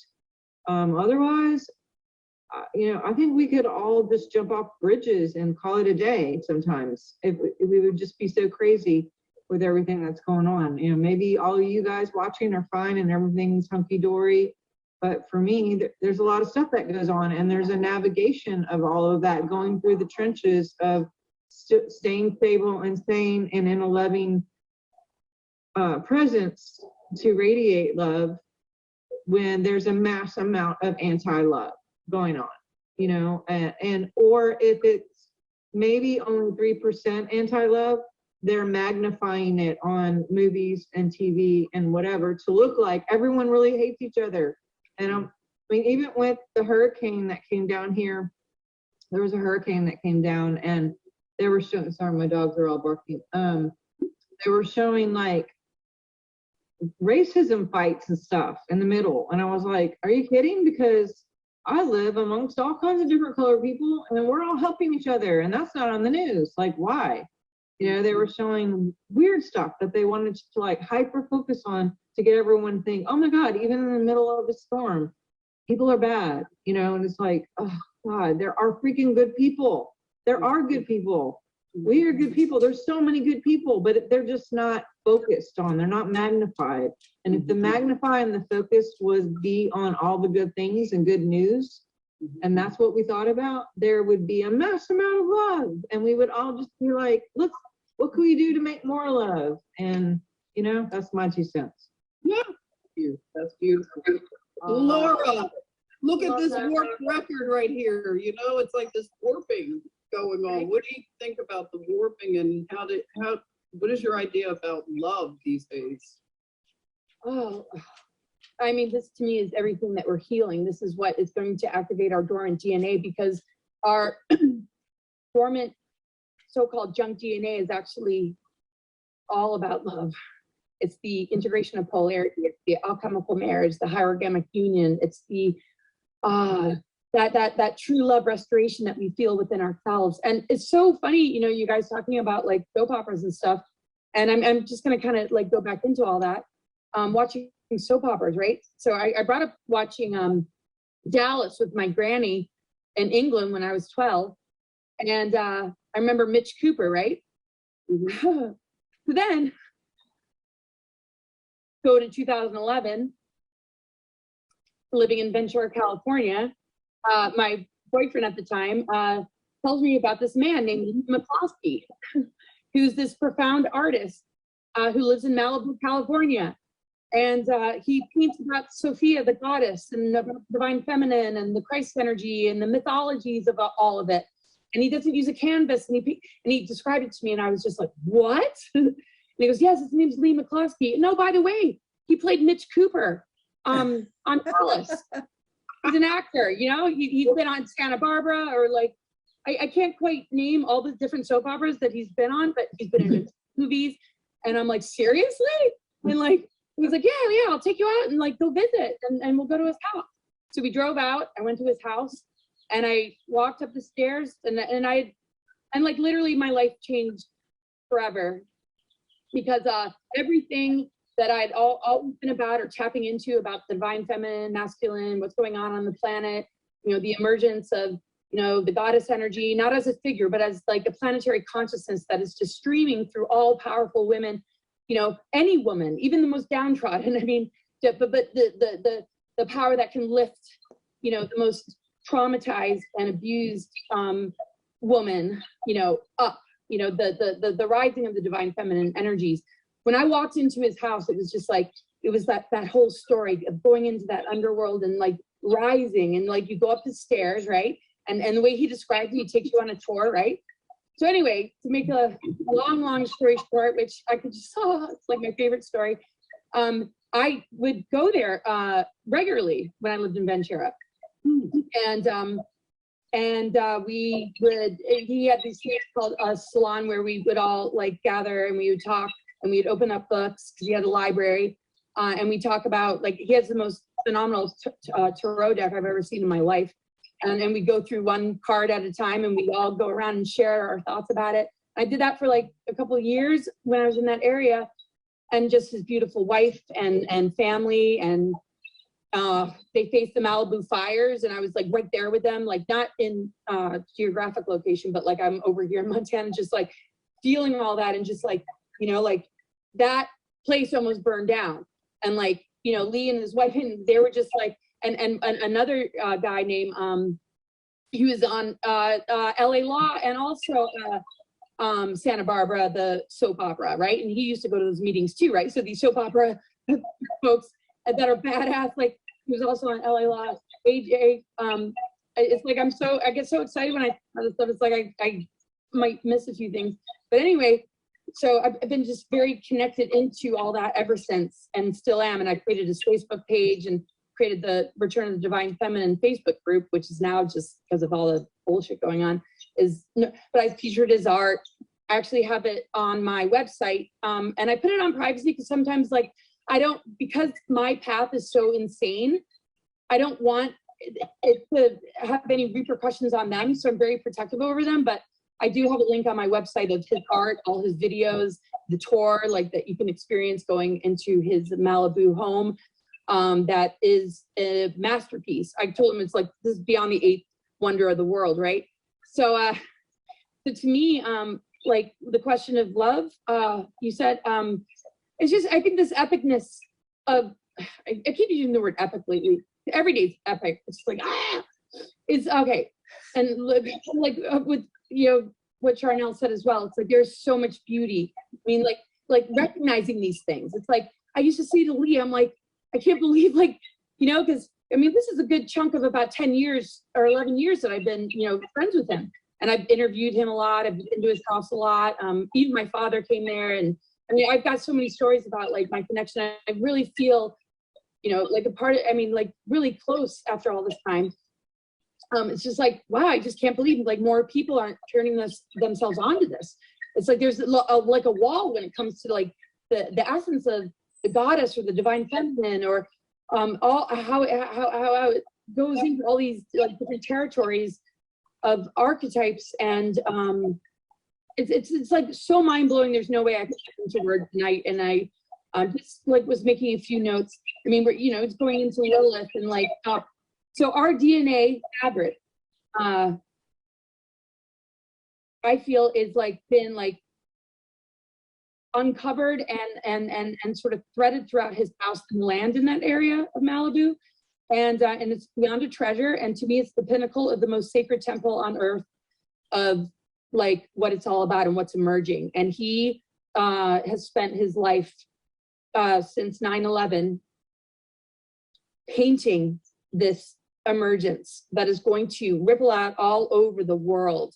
And it's going to be something we feel within ourselves, the mitochondrial DNA that we feel within ourselves, the transformation, that alchemical shift that's taking place that is helping us to break down the frequency fences and all the nets and all the dark technology to like really blossom and like raise these elemental kingdoms again, to be like, you know, living so in tune with nature and like the advanced technology that we are, that we're able to get our true spiritual gifts and powers back. And to me, that's where we're headed.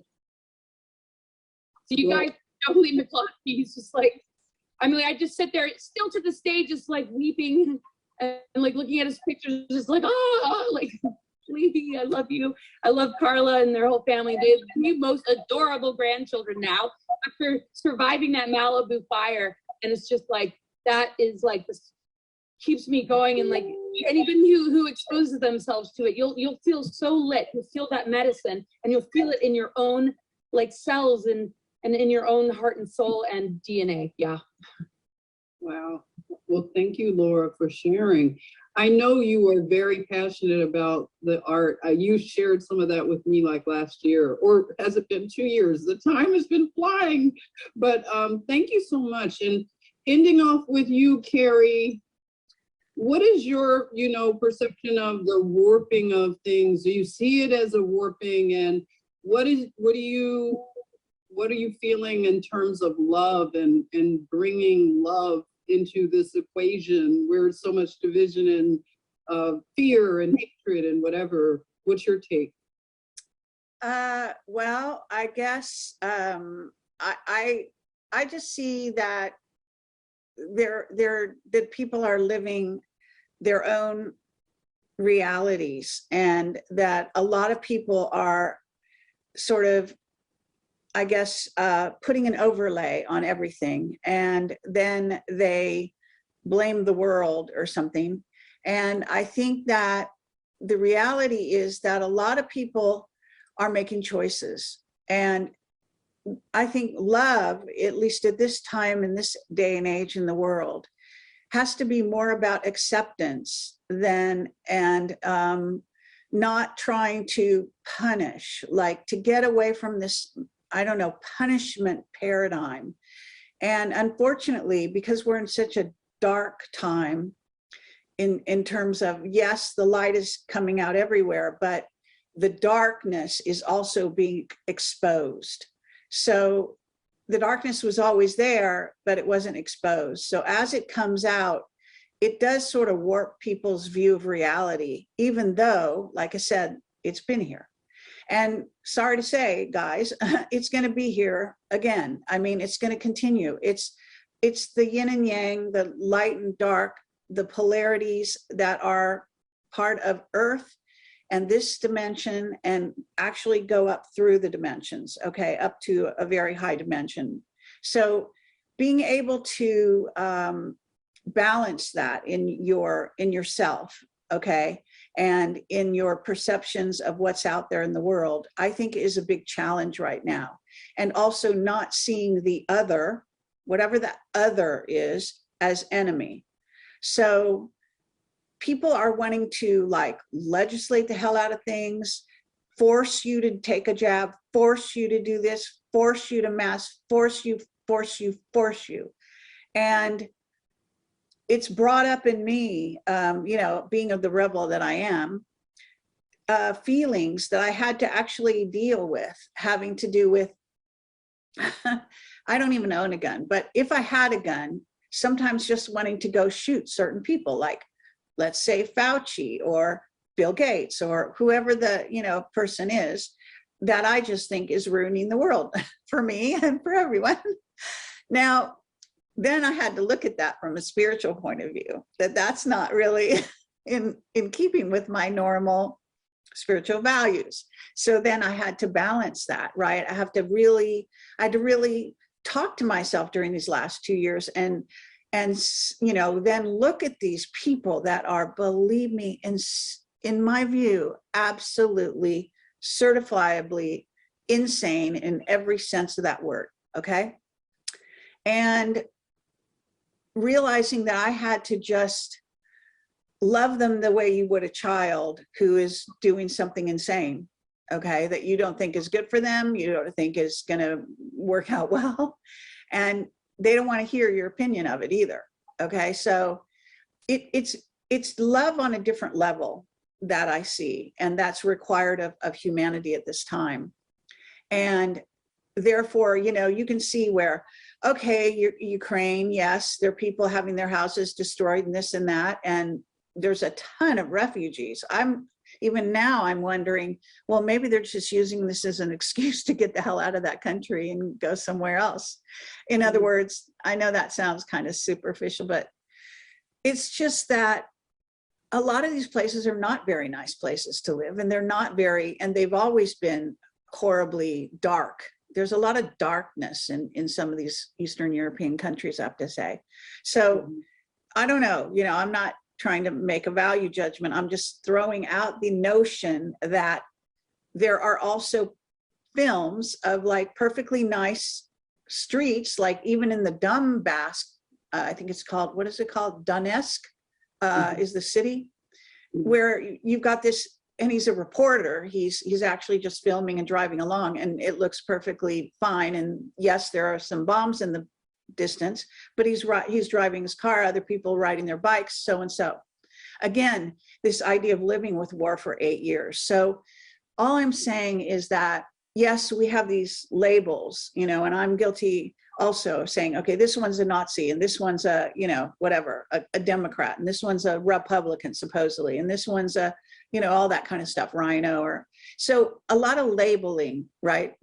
So again, if you want to talk about love, love is that kind of thing that levels everything out, that just fills it out and just sort of, it seems like acceptance is more the name of the game, and deep understanding.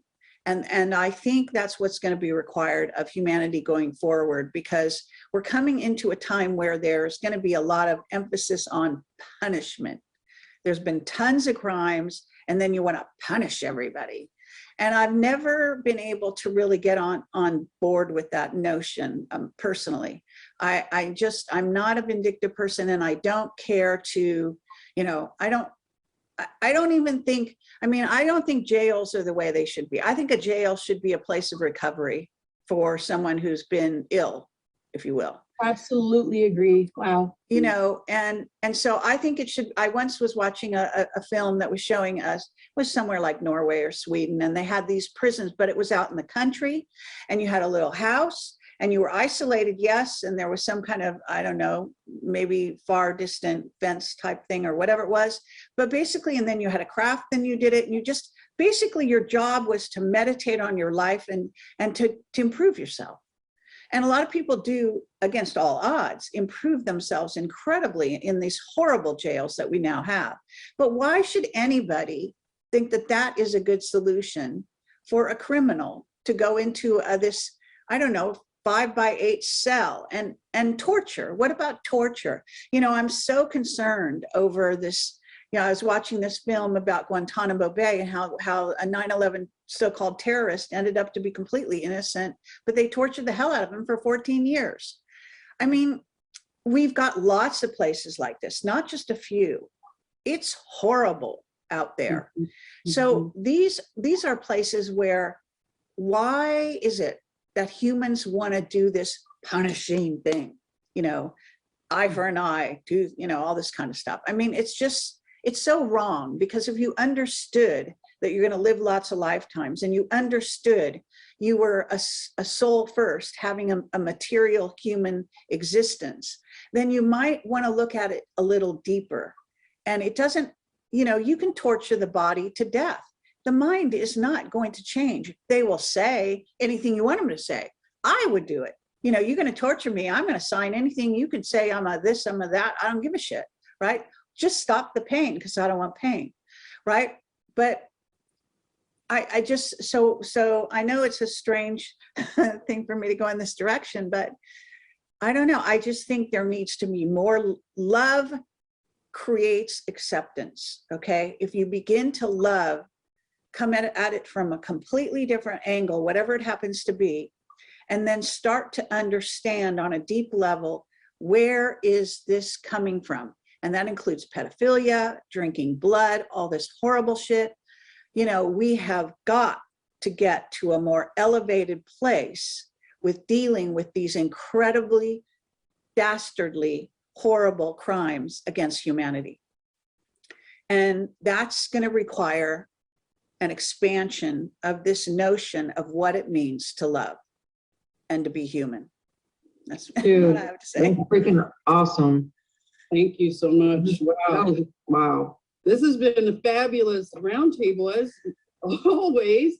And I just want to end out on this, just to say, I love you all. I really do. I love you all. And I wish you just the most amazing blessings of abundance for your health, your families, for your prosperity, and just to continue in wisdom. And, you know, I found out, I didn't know this, you know, I'm showing this image here. You know, we grew up in this era of having albums and everything. And if this happened to your album, you're pretty much toast, right? You just throw it out. Well, guess what, ladies? I found out that they have some kind of thing that will iron all this out. I don't know if you knew that. There's an actual piece of technology that will actually fix an album that's been warped. Oh, I wish I had my vinyl collection still. I used to have boxes and boxes and crates of. Really? Yeah. So I didn't know this back when I collected albums, but yeah, there are ways to fix a warped album. Awesome. And I just want to end on that note that, you know, just the hope in just that one little fact that I learned, that, you know, all is not lost. And for me, I have recently, like I have shared before, I've gone back to the roots of my faith. And when I look at a lot of what's going on through that filter, I have so much more hope. I really do. And I look forward to the day where I know that who I place my hope in is going to make all things right. All the warped records will be ironed out, okay? And love will abound. So I just want to just end on that I just love you so much. And I thank you for this time together. Thank you for everybody who's joining and who will watch. I will add in like all of the links where you can find these beautiful women. And if it's something you want to say, Laura, if you have something. Oh yeah, just a little, if we could just say each of us just one closed final word. Yeah. Yes, please. Like, Say go again. Oh, go ahead. I want to say I love you again. I'll repeat. Well, Sharnael, we'll start with you and like kind of close it out and just final words. If that's Yeah, okay. I mean, I just, you know, I've been testing a lot of people and doing soul audits. And I've been working with people who may be at fear or just on the brink of courage, and able to move them up on the scale all the way with, like, I use the map of consciousness, which 500 is love. And it's been really cool to see like how to do that. Like, there's mechanics that can go against all the flow that's been coming against us, that you can still, you know, go upstream and be that trout or that salmon that's going to go like, you know what, I'm headed for love anyway, no matter what's coming this way, I'm going upstream. And yeah, you can find me on swiftfire.org. I'd love to see you guys wherever. And I love all of you guys so much. And I always enjoy hanging out with you. I love everything that you said today, and I appreciate y'all and all you guys watching. Love you too. Thank you. Thank you. Laura, what do you? Awesome. Yeah, I guess, yeah, my final words is, oh, this is incredible, you know, synergy and just unity that we're experiencing, you know, is huge. And this is really what's, you know, changing everything. And I just want to share this one quote from Lisa Renee about, you know, the mother. And when I was talking about Lee, you know, just the Sophia energy, you know, the planetary consciousness and what that means for us right now. I just want to share this quote from Lisa. Until the Mother of God and Sophia's Holy Spirit are freed to be embodied in matter, women all over the earth remain enslaved through the Baphomet and Black Madonna networks. So basically,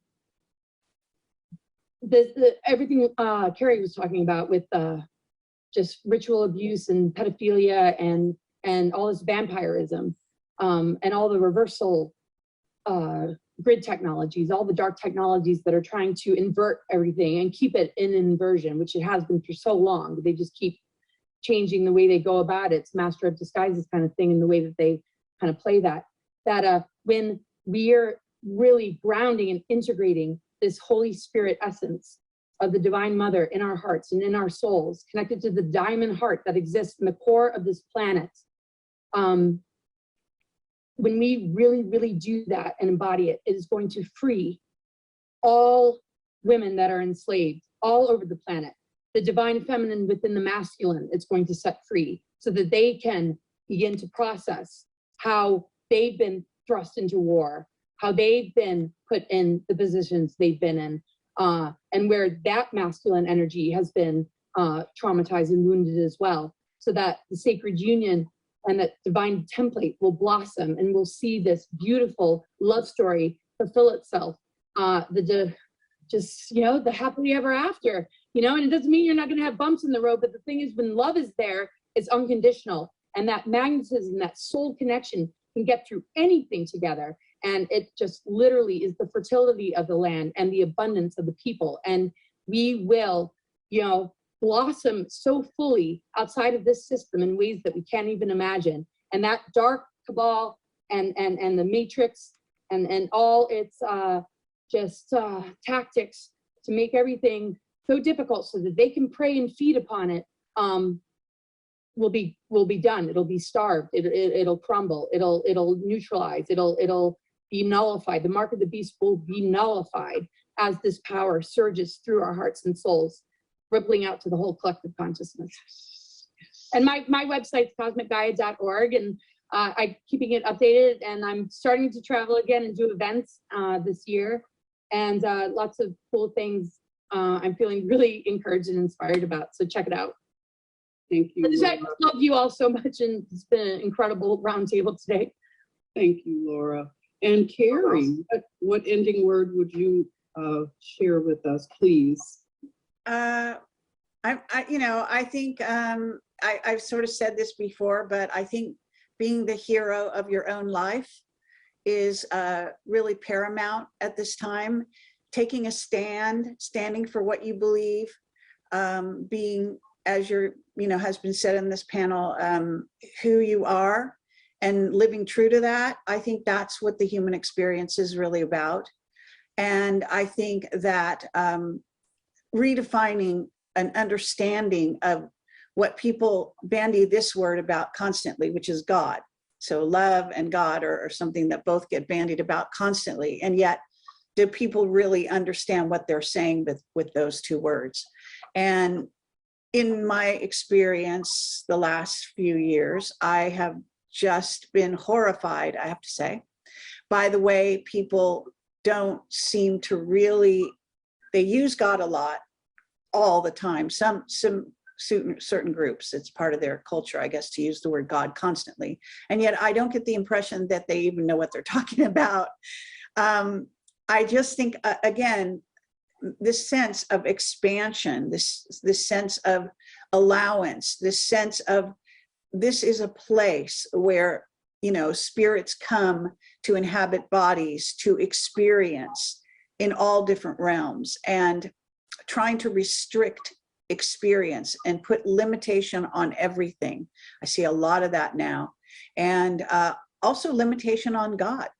God's only allowed to have certain points of view. God's only allowed to like certain colors. God's only allowed to, you know, save certain people and not others. You know, I mean, it's insane. You know, God is everything. Do you not understand this concept of what, when we say, you know, the one, the whole, the creator, the source, the force, that, you know, how, whatever word you want to use, unfortunately, the limitations people put on God are like the limitations they put on themselves and others. And so I just think that needs to be re-examined. So that's, those are my parting words. Thank you. Well, that could be like a whole other like conversation, but maybe we'll have it at another time, you know, and this has been wonderful again. And I will make sure everyone has the you know, the websites and where to find you. And I'm going to say, God bless you. Okay. Jah. That's what I call him right now, Jah. And I've just been, like I said, I've just been getting into like the Book of Enoch and all that. And we could get into a whole lot about that because it goes into the UFOs and all that stuff that you all are good at. But we're going to save that for another time. Thank you for joining me, everybody, and my sisters here. Bless you all. We'll be back at another time. We'll keep you posted. And until next time, love is the only way. No war, right? Love. Okay. You guys. Okay. Bye. Thank you.